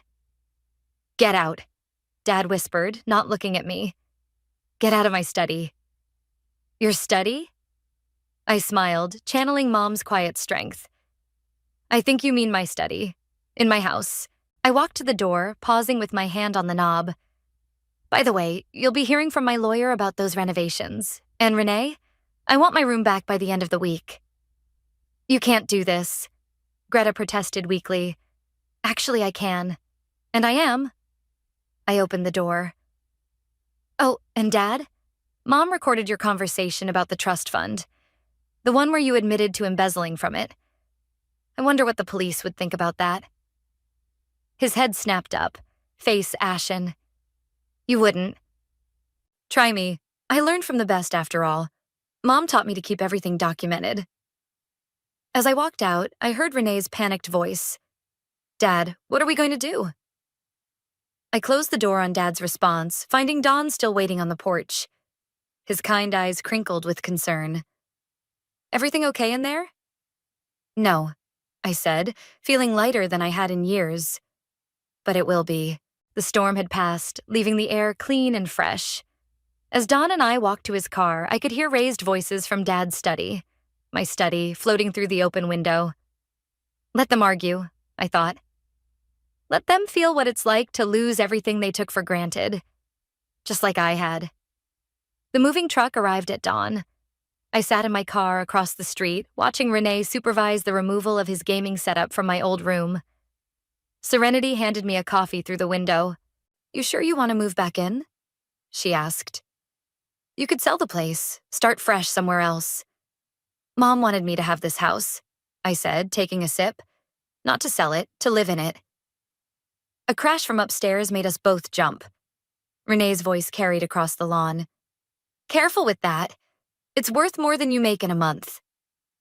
Your brother's taking it well, Serenity said dryly. Half-brother, I corrected, getting out of the car. And he's lucky I'm giving him a week to move out. We crossed the street just as Dad's Mercedes pulled into the driveway.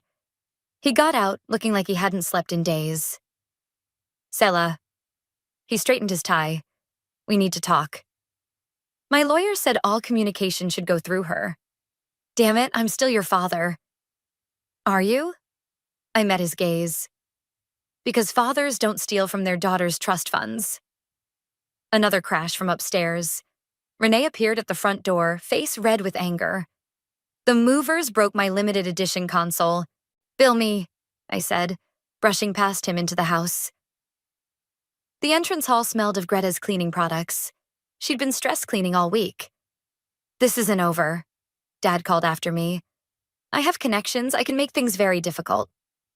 Frank. Don's voice cut through the morning air. He stood at the bottom of the driveway, holding a manila envelope.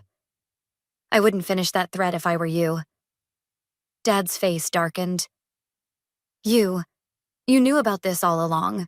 Eleanor made me promise. Dawn said simply. She knew what you'd do if you found out too soon. Found out what? Renee demanded, stomping down the stairs. What else are you people hiding? Dawn handed me the envelope. Your mother's final gift. I was supposed to give you this once you'd claimed the house.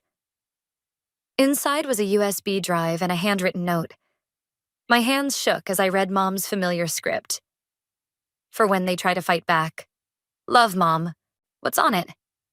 Dad's voice had lost its edge, replaced by something close to fear. Let's find out. I headed for the study, my study now, aware of everyone following me. Serenity squeezed my shoulder as I plugged the drive into my laptop. Folders popped up, each meticulously labeled. Financial records, recordings, photos. I clicked on a video file. Mom's face filled the screen, recorded shortly before her death. Hi, sweetheart, she said softly. If you're watching this, you've finally stood up to them. I'm so proud of you. Dad made a choking sound behind me. Frank? Mom's voice continued.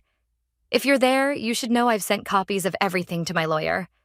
Every conversation about Selah's trust fund, every document you forged, every scheme you planned with Greta to push our daughter aside.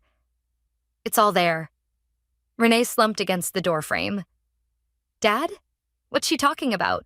Your father, Mom said, as if answering Renee's question, has been embezzling from his company for years, using Selah's trust fund to cover his tracks.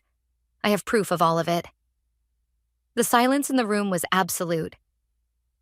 I didn't want it to come to this, Mom continued, but I knew you, Frank. Knew you'd try to fight Selah's claim to the house. This is my insurance policy.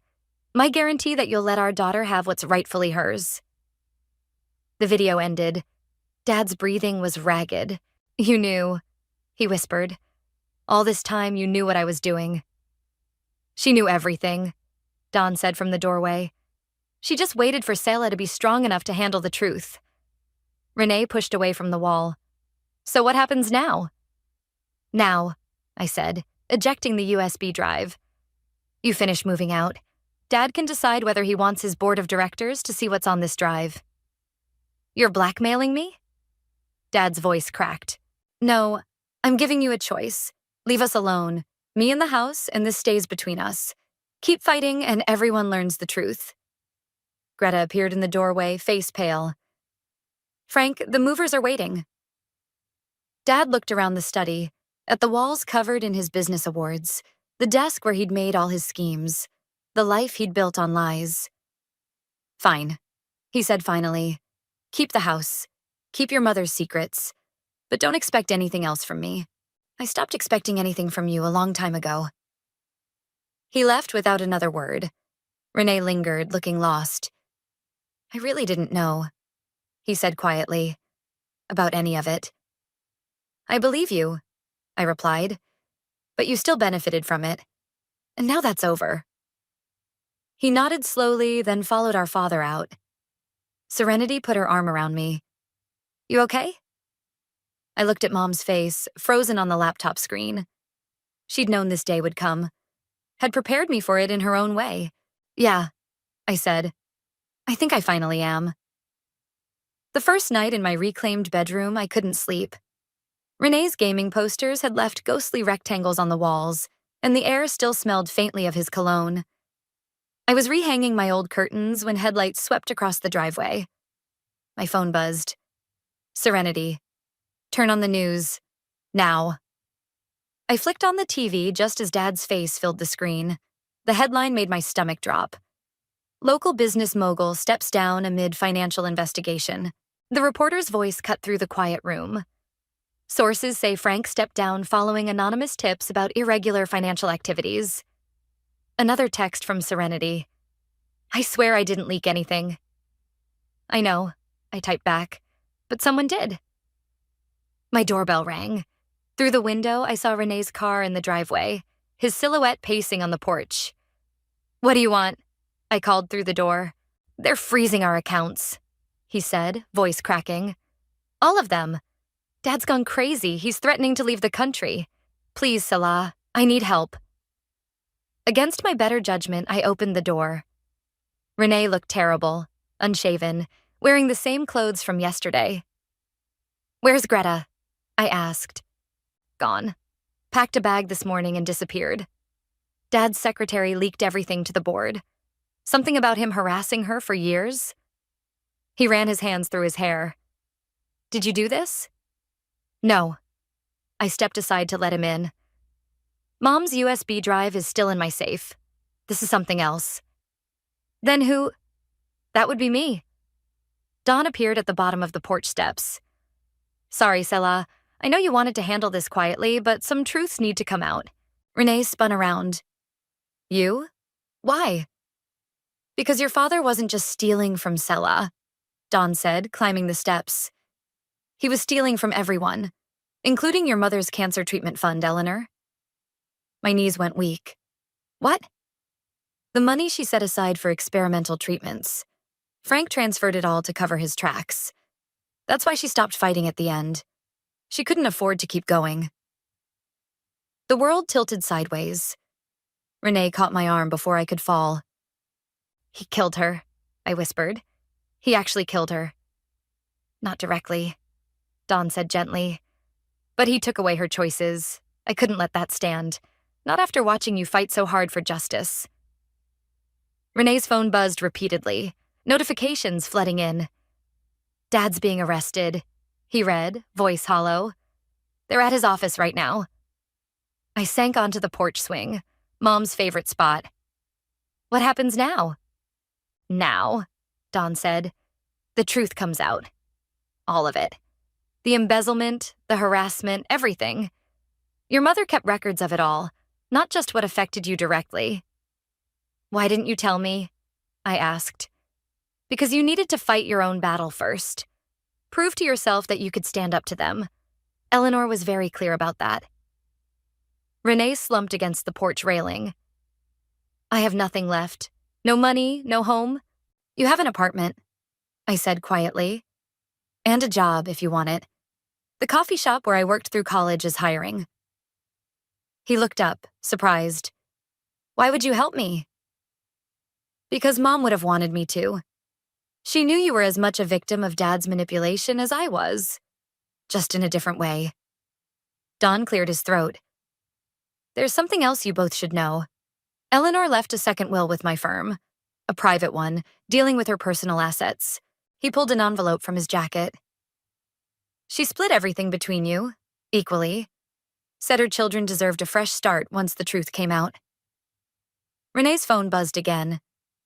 He looked at it and laughed bitterly. "Dad's asking for bail money, as if I have any left to give." "Let him ask," I said. "We're not his ATM anymore." The morning sun crept over the horizon, painting the porch in soft gold. Mom used to say sunrise was nature's way of giving us second chances. "I should go," Renee said, standing up. "Pack what's left of my stuff before they freeze everything." "The guest room's empty," I heard myself say. "If you need a place to stay, just until you get back on your feet." He stared at me. "After everything? Fresh start, remember? That's what Mom wanted." Dawn smiled, heading back to his car. "Eleanor would be proud of you both. Remember that." As his car pulled away, Renee and I sat in silence, watching the sunrise from Mom's porch swing. Not quite friends, not quite enemies, just two people learning to see each other clearly for the first time. My phone buzzed, a news alert about Dad's arrest. I turned it off without reading it. Some truths could wait until tomorrow. The courthouse buzzed with whispers as Dad was let in, wearing an orange jumpsuit instead of his usual designer suit. Renee shifted uncomfortably beside me in the gallery. 3 months had changed him. His designer clothes replaced by a barista's uniform, his arrogance softened by humility. "I'll rise," the bailiff called. Tessa touched my arm. "Remember, you don't have to speak if you don't want to." But as Dad shuffled to his place, I knew I had to. For Mom, the judge peered over her glasses. "Before we proceed with sentencing, I understand the victim's daughter wishes to make a statement." I stood, my prepared speech forgotten as Dad's eyes met mine. He looked older, smaller somehow. My mother died believing she had failed to protect me. I began, my voice stronger than I expected. She spent her last months documenting every betrayal, every manipulation, every dollar you stole instead of focusing on her treatment. Dad's lawyer shifted in his seat, but Dad just stared at his hands. You didn't just steal money, I continued. You stole her peace. You stole her chance to fight for her life. And you stole years of relationship between me and my brother because you needed to keep us divided to maintain your control. Renee made a small sound beside me. I hadn't called him my brother since we were kids. The money you took from her treatment fund? I pulled out Mom's last photo, thin and tired but smiling. That could have given her 6 more months, maybe a year, time she could have spent with her children instead of gathering evidence against their father. The judge leaned forward. Ms. Meyer, in your opinion, what would justice look like in this case? I looked at Dad. Really looked at him. Justice already happened. He lost everything he valued. His reputation, his power, his ability to control others. Mom made sure of that. Your Honor. Dad's lawyer stood. My client has agreed to make full restitution. With what money? Renee interrupted from beside me. The money you stole from Mom's cancer fund? From Selha's trust? From my college fund that was supposed to be shared? The judge banged her gavel. Mr. Meyer, control yourself or leave my courtroom. Sorry, Your Honor. Renee sat back, but his words hung in the air. Dad finally spoke, his voice raspy. I want to make amends. No, I cut in. You want to make deals, just like always. But Mom kept receipts, every single one. The judge nodded. Indeed she did. The evidence Mrs. Meyer compiled is quite comprehensive. She straightened her papers. Frank Meyer, please rise for sentencing. The next few minutes passed in a blur of legal terms. 8 years, no possibility of early release. Full restitution ordered. As they led him away, Dad turned to us. Renee? Selha? I'm sorry. Save it, Renee said quietly. We're not your backup plan anymore. Outside the courthouse, reporters swarmed us. Tessa ran interference while Serenity pulled the car around. How does it feel to see your father sentenced? Any comment on the missing cancer treatment funds? Renee, what about your mother's disappearance? We pushed through them to the waiting car. As we pulled away, I saw Don standing on the courthouse steps, giving a statement to the press. He's good at handling them, Renee said, loosening his tie. Been doing it since everything broke. Mom chose her allies well, I replied. Yeah. He stared out the window. Listen, about the guest room. I found an apartment, moving out next week. You don't have to. I do. He turned to face me. These past months, living in Mom's house, working regular jobs, watching you rebuild everything, I get it now. Why she fought so hard to protect you from him, from what I was becoming. Serenity caught my eye in the rearview mirror. She'd watched this transformation too, from her spot behind the coffee shop counter where she'd trained him. You're not him, I said firmly. You never were. He just made us think we had to be what he wanted. Ms. Tessa says Mom's personal assets will be released next week, Renee said, after the restitution hearing. We could, I don't know, do something good with it? Like what? A foundation, maybe? For families dealing with cancer? Help them afford the treatments Mom couldn't get? My throat tightened. She'd like that. My phone buzzed. Another news alert about Dad. I ignored it, just like I'd ignored Greta's attempts to contact us from whatever country she'd fled to. Mom's birthday is next week, I said instead. First one since everything. Renee nodded. Think she'd mind if we had cake on her porch swing? No, I smiled, remembering all the birthdays we'd celebrated there before everything went wrong. I think she'd love that. As we drove home, to Mom's house, our house, I realized she'd given us one final gift, the chance to become the family she'd always wanted us to be. Just not the way any of us had expected. The autumn breeze carried the scent of fresh paint as I hung Mom's wind chimes on the porch. Inside, Serenity and Renee argued over furniture placement in the newly renovated living room. "The bookshelf goes by the window," Serenity insisted. "That's where Eleanor always had it."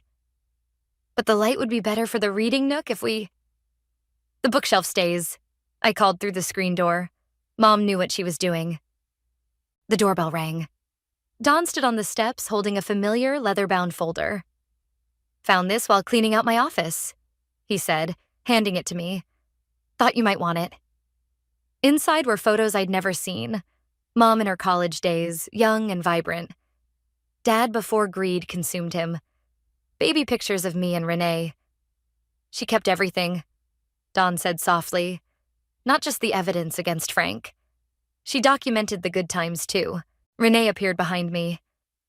Is that us at the beach house?" "Before Dad sold it," I nodded. "Mom's favorite vacation spot." "The foundation closed on it yesterday," Renee said. "It's ours again. Well, the foundation's anyway. First retreat for families in treatment starts next month." Don smiled. "Eleanor would have loved that. Using Frank's restitution money to help others fight cancer? Perfect karma." The wind chimes tinkled as Serenity joined us, carrying Mom's old music box, the one that started everything. "Found this while moving the bookshelf," she said. "There's something still inside." I opened it carefully. A small key fell into my palm, along with a note in Mom's handwriting. "For the beach house master bedroom. Some treasures are meant to be found twice." Renee leaned against the porch railing. "Think she hid more evidence?" "No." I smiled, remembering Mom's love of mystery novels. "I think she left us a treasure hunt. One last adventure." "The retreat starts in 3 weeks," he said slowly. "We could go down early, check it out." "Road trip," Serenity exclaimed. "I'll pack snacks." Don chuckled. "I'll keep an eye on the house and the foundation paperwork." Inside, the newly painted walls glowed with warm colors Mom would have loved. Her books lined the shelves, her art hung in places of honor. But it wasn't a shrine. Renee's coffee shop award sat beside my journalism degree, new memories mixing with old. "Before you go," Don said, pulling out an envelope. "There's one more thing. A letter Eleanor wrote the day she finalized her will." My hands shook as I opened it. "My dearest children, by now you've found your way back to each other, back to the truth, back home. The house was never just about property. It was about giving you both a foundation to rebuild from. Renee, my sweet boy, you are always more than your father's ambitions. Your kindness shines through now, just as I knew it would once you broke free. Selah, my fierce girl, you've become everything I hoped. Strong enough to fight, wise enough to forgive, brave enough to love again. The beach house key opens more than a door. It opens the next chapter. Write it together. All my love, Mom." Renee wiped his eyes. She knew we'd fix things. "She made sure we could," I said. "Gave us all the tools we needed." Serenity emerged from inside, car keys jingling. "Beach house treasure hunt?" I already called shotgun. The wind chimes sang as we loaded the car. Don waved from the porch, looking satisfied. The keeper of Mom's secrets now free to just be our friend. "Ready?" I asked Renee as we pulled out of the driveway. He held up Mom's key. "For another Eleanor Meyer mystery?" "Always." The house grew smaller in my rearview mirror, but I wasn't leaving it behind. Mom had given us roots and wings, a home to return to and the strength to fly. "Hey," Serenity said from the back seat. "Think there's actually treasure in the beach house?" "There already is," I replied, thinking of Mom's letter. "We just have to find it." Renee turned up the radio, Mom's favorite station. As we drove toward the coast, toward whatever adventure she'd planned for us, I felt her presence in the music, in Renee's laugh, in the key that promised more discoveries ahead. She'd given us one last gift, the chance to write our own ending to her story. Together. And we were just getting started.